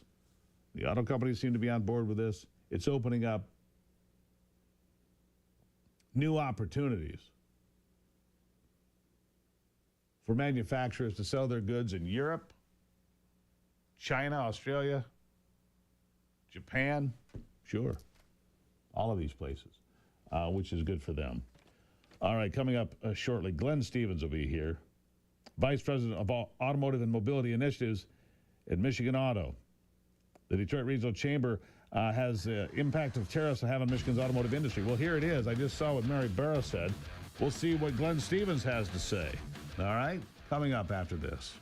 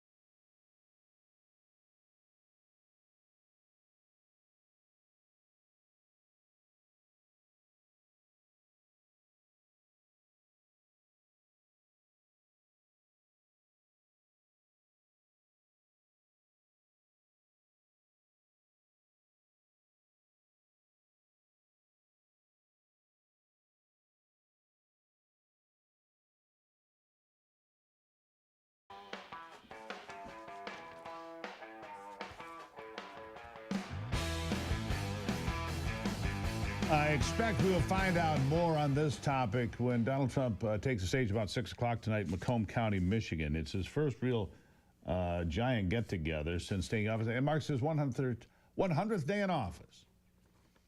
What will he say? Apparently, Howard Lutnick, the Commerce Secretary, says a deal is in place to ease tariffs on automobiles. Could be a big deal. Glenn Stevens is joining me. He's Executive Director of Mich Auto and Vice President of the Automotive and Mobility Initiative at the Detroit Chamber. Good to have you here, Glenn. Thank you for taking the time. What do you make of this? Howard Lutnick says they have a deal in place to ease tariffs because come Saturday, if they don't, tariffs could jump to 25% on a whole list of items, 100 or more different items. What do you make of this? Well, first, good morning, Steve. Thanks for having me on. I appreciate it. Good morning. I was listening earlier today, and you made a comment. You said things are not always as they seem, and I did say that. And we do know that with this president. So we expected a lot of change. We've gotten a lot of change, and one of the things that's happened is the tariffs have stacked up. And what we're seeing right now, we'll probably get an announcement official today, is that auto companies will not have to pay multiple tariffs on what is happening right now. So this is a good signal from the administration. Yeah, it is a good signal. I think Wall Street will welcome that. I mean, you look at the economic activity in Michigan, for example. The auto sector accounts for $1.05. About 20% of the economic activity in Michigan is tied to the automotive industry. And I mentioned this a moment ago, if you were listening, I'm going to repeat it. General Motors CEO Mary Barra said in a statement, they're grateful to President Trump for his support of the U.S. automotive industry and the millions of Americans who depend on it. We believe the president's leadership is helping level the playing field for companies like GM and allowing us to invest even more in the U.S. economy. Of course, GM, American company, Ford the same. Stellantis, Chrysler, you like to think of as an American company, but not really, right? So for GM, for Mary Barra to say that, for the UAW to say we support the tariffs, it's not often you get these two groups on the same side of an issue, but here we are, Glenn. Boy, so much to unpack there. I think, yes, I did hear your comments, and I did read Mary Barra's comments. What I think the industry needs more than anything is certainty, and it's a long lead time, highly capital intensive industry, very globally complex, and it doesn't shift and move overnight. So when it has certainty, and there appears to be more and more uncertainty coming to us, it thrives on that. Now, I hope the markets do react well, but it's really important for these companies to compete. We have 12 assembly plants in Michigan. We have $348 billion of economic contribution from our industry to Michigan. And yes, 1 in 5 jobs is tied to the industry. So it is really significant here, and this has been a big issue for us. What would you like to hear Donald Trump say today, then? If Howard Lutnick is to be believed, and I don't have any reason not to believe that he would be right about this. Look, the president doesn't want 25% tariffs on automobiles. What he wanted was leverage, my guess, being an observer here. He wanted to force change so that, you might see a General Motors vehicle, a Suburban, a Yukon, driving in Tokyo or Berlin or Beijing, for that matter, right? We want the ability to sell vehicles globally, not just here at home. We know how it works for years now. And if I go back, if I'm not mistaken, Lyndon Johnson put a 25% tariff on light-duty pickup trucks imported into this country in 1965, right? That's why Nissan builds here. It's why Toyota builds here, correct? That's called the chicken tax. Funny name, but a lot of history to it, and it's still in place. Tariffs that are deployed strategically have worked through the centuries. The broad tariffs is what the industry has been struggling with in that stack up. But, America First trade policy came out on January 20th. That was the president's roadmap. We read it. We looked at it. What we were surprised by, though, in the days that ensued was the magnitude and the velocity of the tariffs. But no one should argue that stronger borders and building more manufacturing in Michigan is stronger. So what would we like to see today, to your question? Yes. Yes, we'd like to see the easing of the tariffs. And we'd also really would like to see us get back to a strong USMCA trade agreement with Canada and Mexico. What do you think happens there, by the way? Obviously, people in Canada, and a lot of people are going to blame Donald Trump for the Liberals winning in Canada yesterday. It looks like that's the way it's going to play out. I don't know if that's fair across the board. You have candidates that run for seats and they either win or lose. I'm not sure Donald Trump's comments made a definitive impact there, maybe. But when you look at this across the board, you want to lower tariffs, you want to equal the playing field and make sure that, that we can do well here in America, right? Well, the Canada thing's a bit of a head scratcher because they're not competition. In fact, the trade surplus that we have with them is pretty significant. Here's the issue with Canada and Mexico. Over the past decades, we have evolved into a trade bloc which is very strong. And the president in his first term put in place a new trade agreement, which we needed. NAFTA was outdated. It had problems. It needed to be updated. But the USMCA agreement is working. It still needs to be tweaked and modified. We think it can be stronger, particularly on the Mexico side with regards to Chinese companies coming through Mexico. We have to fix that. But stronger together is the way we look at this trade bloc, and that's what we hope we do get back to that. I'm optimistic about that. There's a lot going on, as you know. There is. I guess we'll have to wait to see what the president says in Macomb County a little bit later today. He's going to take the stage about 6. And then, Glenn, I'd like to have you back here in the next few days to see what happens. My guess is those tariffs set to take effect on Saturday are not going to happen. That would be my guess. Of course, I haven't seen the president's remarks ahead of time. That's just my gut feeling. He wants to improve. Look, he considers Michigan to be ground zero in all the elections, including the next one in the midterms. So he wants to make sure Michigan's in good shape. Glenn Stevens, greatly appreciate you being here today. Thank you. Really appreciate that. From Mish Auto, that's part of the Detroit Chamber, by the way, and he is the Vice President of Automotive and Mobility Initiatives there. Good insight. And it's all intertwined, the auto industry, certainly, between Canada and the United States, Mexico as well. I would expect the president has a plan to avoid those tariffs come Saturday. We'll see if I'm right come about 6:15 tonight. I'll be covering it for you on Real America's Voice. Steady coverage from 3 until 8 tonight, Real America's Voice TV. You can also stream it on the net in a variety of different places. I'll be right back.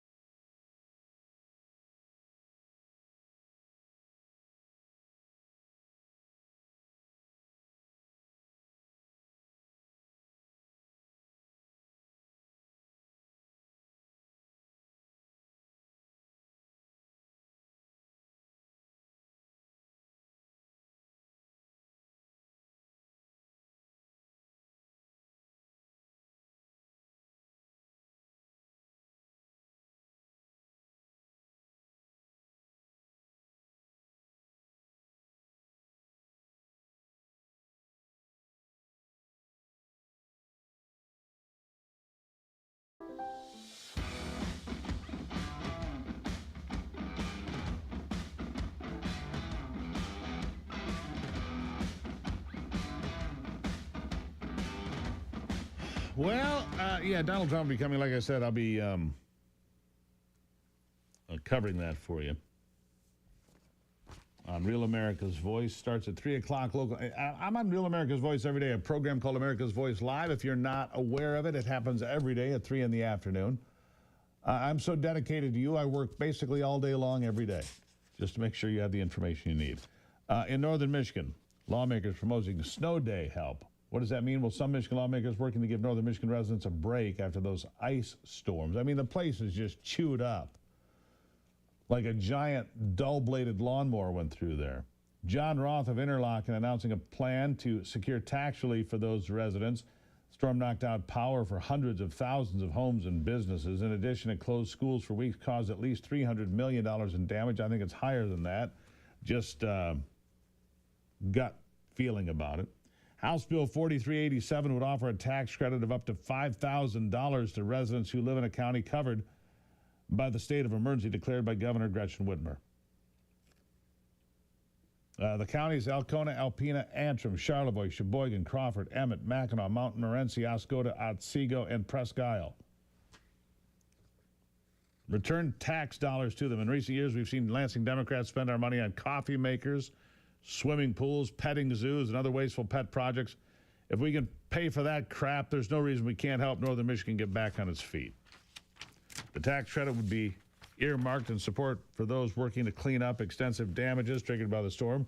The price of generators, heaters, tarps, new appliances, chainsaws, tree debris removal, and structure repairs have already taken their financial toll on the folks there.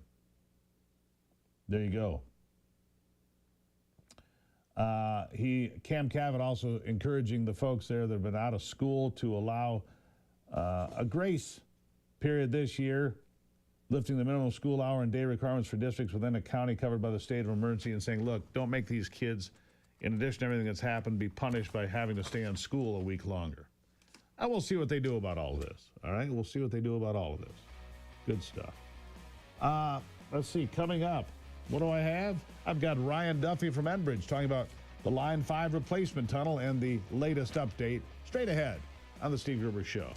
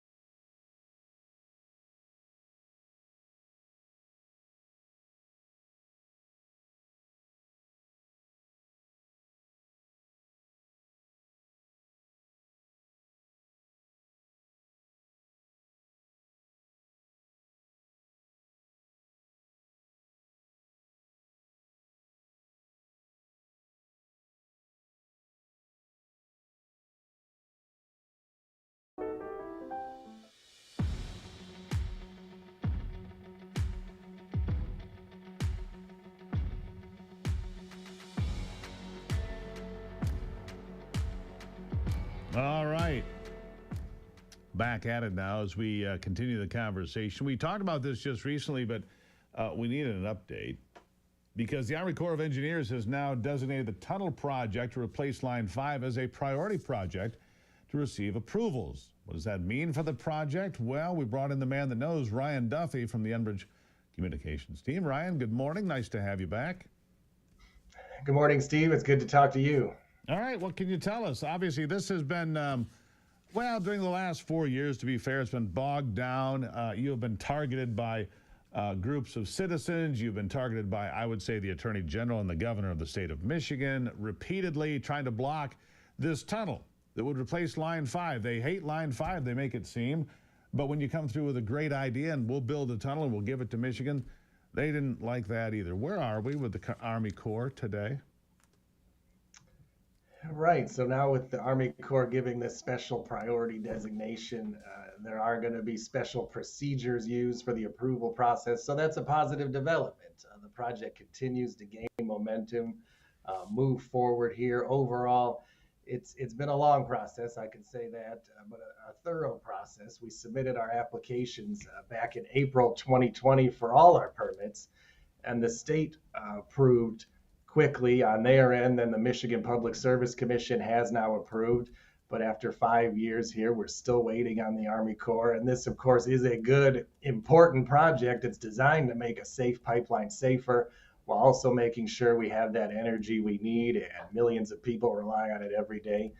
So no matter what happens from here, this has already been a deliberate, thorough process, I would say. We've done 40,000 hours of survey work up in the Straits, working on it, feeding that information over to the Army Corps.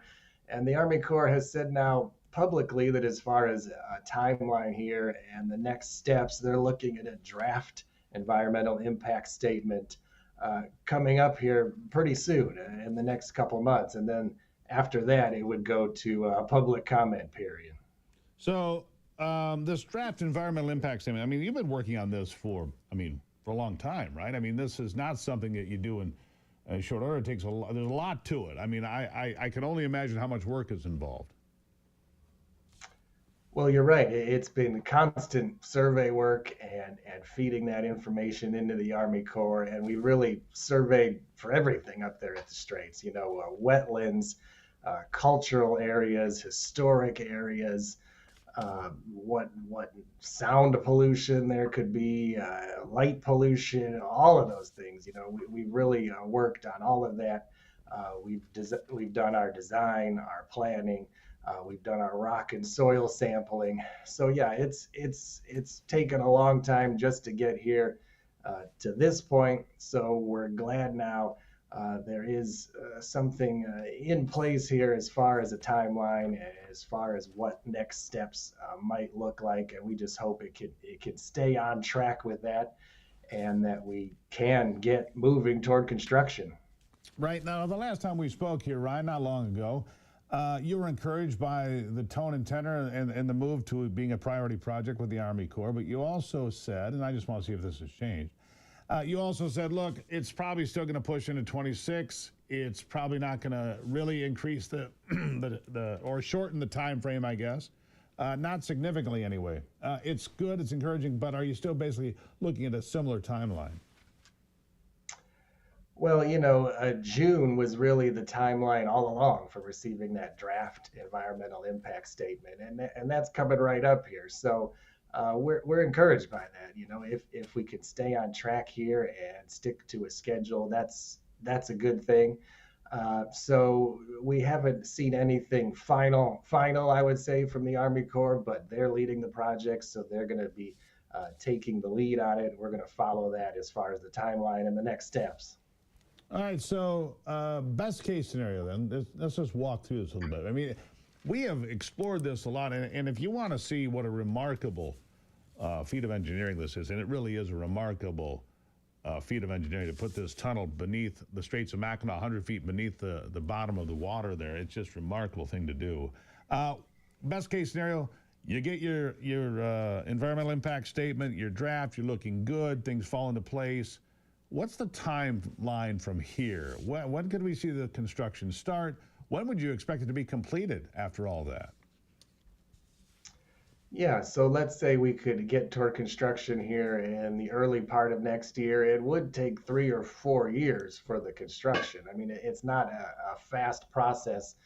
The tunnel boring machine, which is the key piece of equipment we're going to use for the project, that 300-foot long drill, that could only move under the lake bed there about 40 feet a day. So just doing that, just the drilling part, is a 2-year process. But then you'd have all the prep work and the other construction going on. So we look forward to getting started and getting going on it. We think it's really important that we do that. But even then, when we get going, it is going to be a bit of a process, but definitely a good project for Northern Michigan there. There's going to be a lot of people coming in, a lot of money being spent, hotels, restaurants, all of those things, small businesses. So it is going to be a big boost for that part of the state for sure, and really the entire state.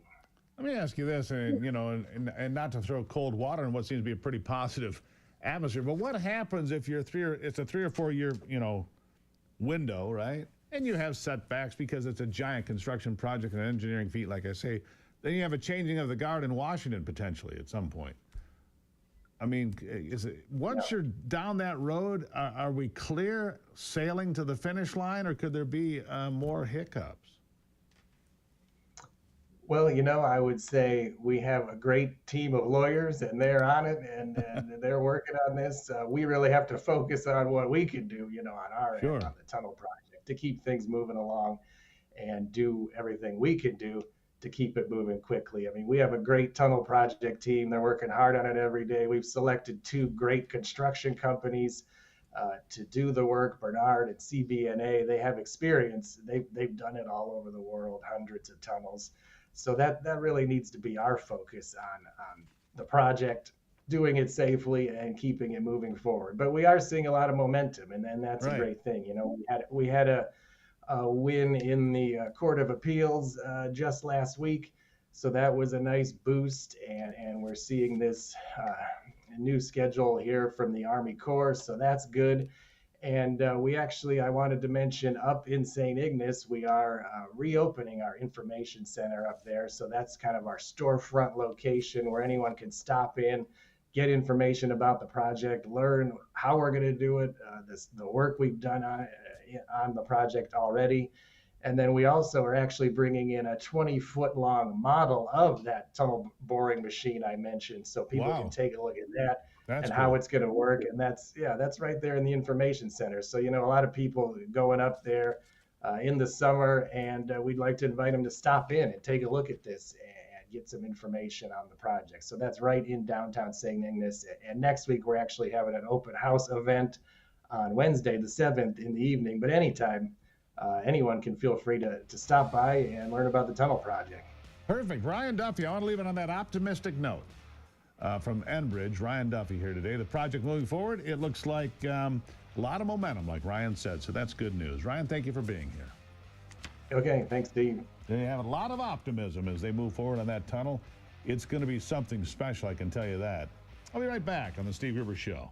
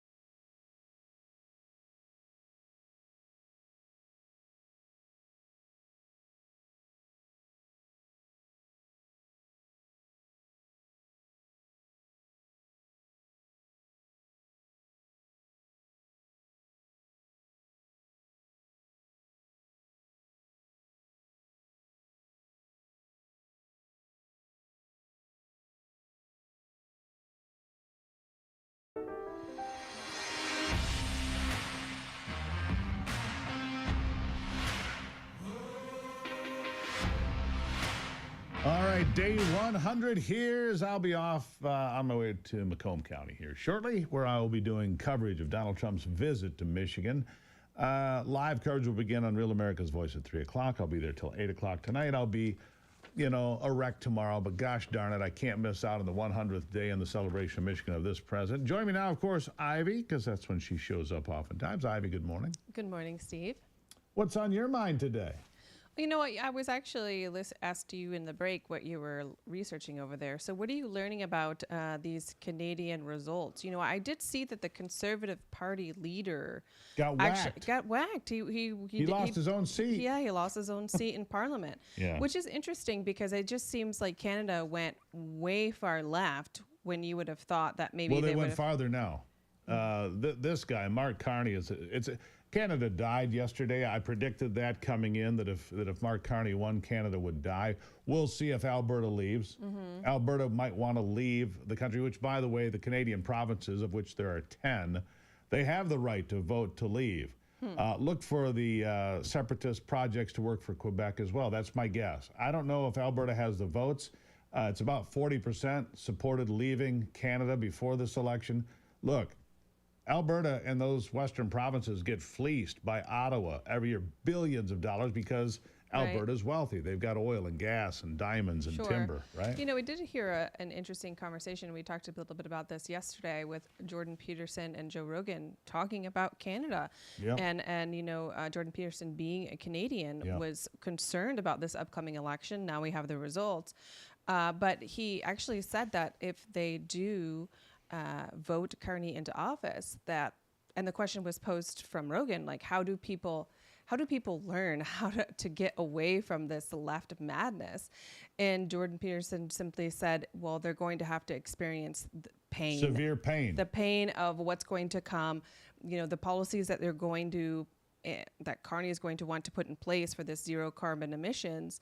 And what does that mean for energy production? What does that mean for high prices? Well, it's already very high prices in Canada. We saw this week. Spain was in the dark. Portugal was in the dark for an entire day. And last year, I've got these videos here I was watching. These Spanish officials celebrating the implosion of 3 nuclear power plants, three different reactors, destroying them, raising them and destroying them, bringing them to the ground.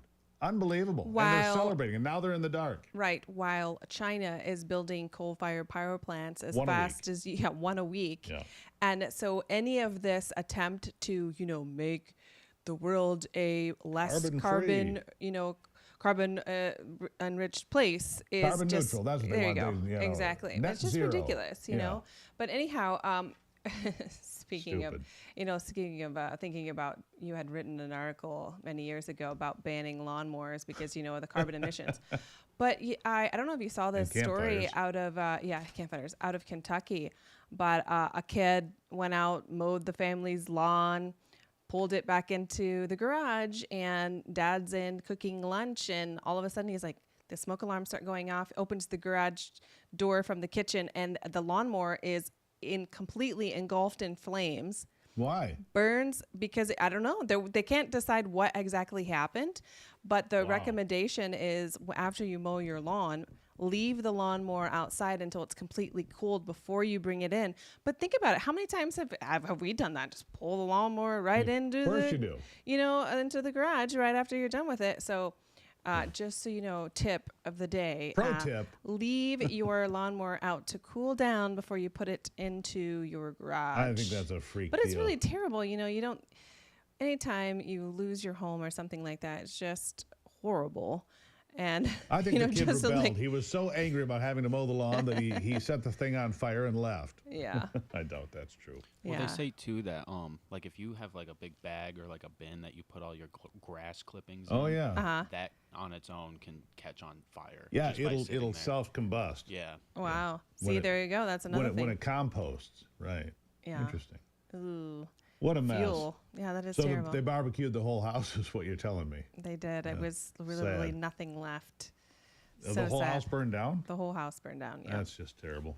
Yep. Anyhow, what else is going on out there in this big world of yours? So actually, I think you printed this article for me, but new studies are finding that this abortion pill, you know, like the day after pill, it's terrible.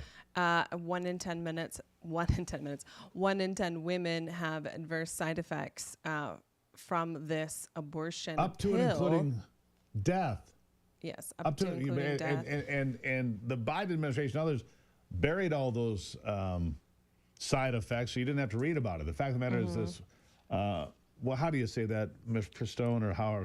Yeah, I think it's mifepristone. Prestone. Right. The abortion pill kills women. Yeah. It kills women too often to be safe on the shelf because a bunch of the safety guidelines were eliminated. It says it's nearly 11% of women, more than 1 in 10, reported experiencing infection hemorrhaging or another serious or life-threatening adverse event. Just what I want. You know, and so you think about these things. I mean, I get it. Maybe, you know, you're having sex and a condom breaks and you want to take this pill to be sure. But just know that if you do that, there can be some serious side effects. So definitely. Mifepristone, I guess. Yeah. Yeah, whatever. It's I a think funny too, word. sometimes I wonder if these drugs are misused. You know, I can have sex however I want, and then I'm just going to take them to prevent pregnancy. I think and that then probably over happens time. a fair amount, wouldn't you think? Yeah, unfortunately, I think so. But sad. Anyhow, know the side effects. This is not some, you know, safe medication, no big deal, take it whenever you want. No, it's not like that. No. It's a poison. Obviously, you're poisoning the fetus and causing it to flush. So obviously, a very serious thing. I'm glad you brought that up. Ivy, always good to see you. Love you. I love you, Steve. Thank you. All right, I'll be on the road here in a bit on my way to Macomb County. Ivy's going to have to watch the fort while I'm away. Don't worry, she's heavily armed and capable to do the job. Take a break and be back with final thoughts on the Steve Gruber Show right after this.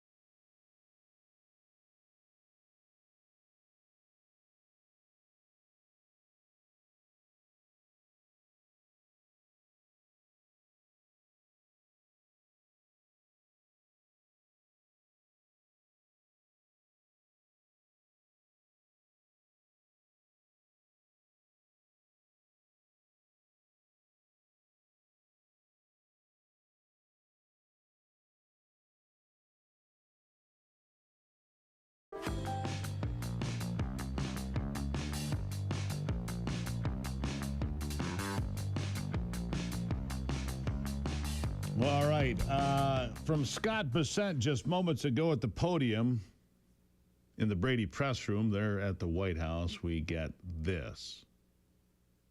The ability for tariff revenue to give income tax relief. I think there's a very good chance we will see this in the upcoming tax bill. The president campaigned on no tax on tips, no tax on Social Security, no tax on overtime. Tariff income could be used for tax relief on all those immediately, said Scott Bessent. Well, then, there you have it. Is it possible? Maybe. Is it practical? Maybe. I have to see how this plays out. Look, the president is coming to Michigan today. I'll be there with him in Macomb County. You can check out live coverage beginning at 3 o'clock on Real America's Voice. I'll be with Steve Bannon, Brian Glenn, myself, and others will be there covering this event. It's a historic day 100 days in, right? We will talk about it. Tomorrow I'll have Chris Ruddy here discussing the real reason President Trump is pushing his tariff plan, why car tariffs may never come off, he says, but we just heard that they might come off before the weekend. Now, having said that, Lyndon Johnson, as I've mentioned to you a number of times, put 25% tariffs on light-duty pickup trucks coming into this country. That happened in 1965, and that's why Toyota pickup trucks, Nissan pickup trucks are all built here in America, because that's the tariff put in place by Lyndon Johnson in the 1960s, made building light-duty pickup trucks almost mandatory for Japanese manufacturers. That's why they're made in Mississippi and Tennessee, California. You got it. And the RAV4 apparently is going to be coming to the United States for production now. Toyota's #1 vehicle, the RAV4, coming to America. We'll have a complete wrap-up of Trump's visit to Michigan tomorrow on the program here. You won't want to miss it beginning at 6. So until then, fight the good fight. Keep the faith. God bless America. I'm Steve Gruber. This is The Steve Gruber Show. And remember, my friends, that only you can save America.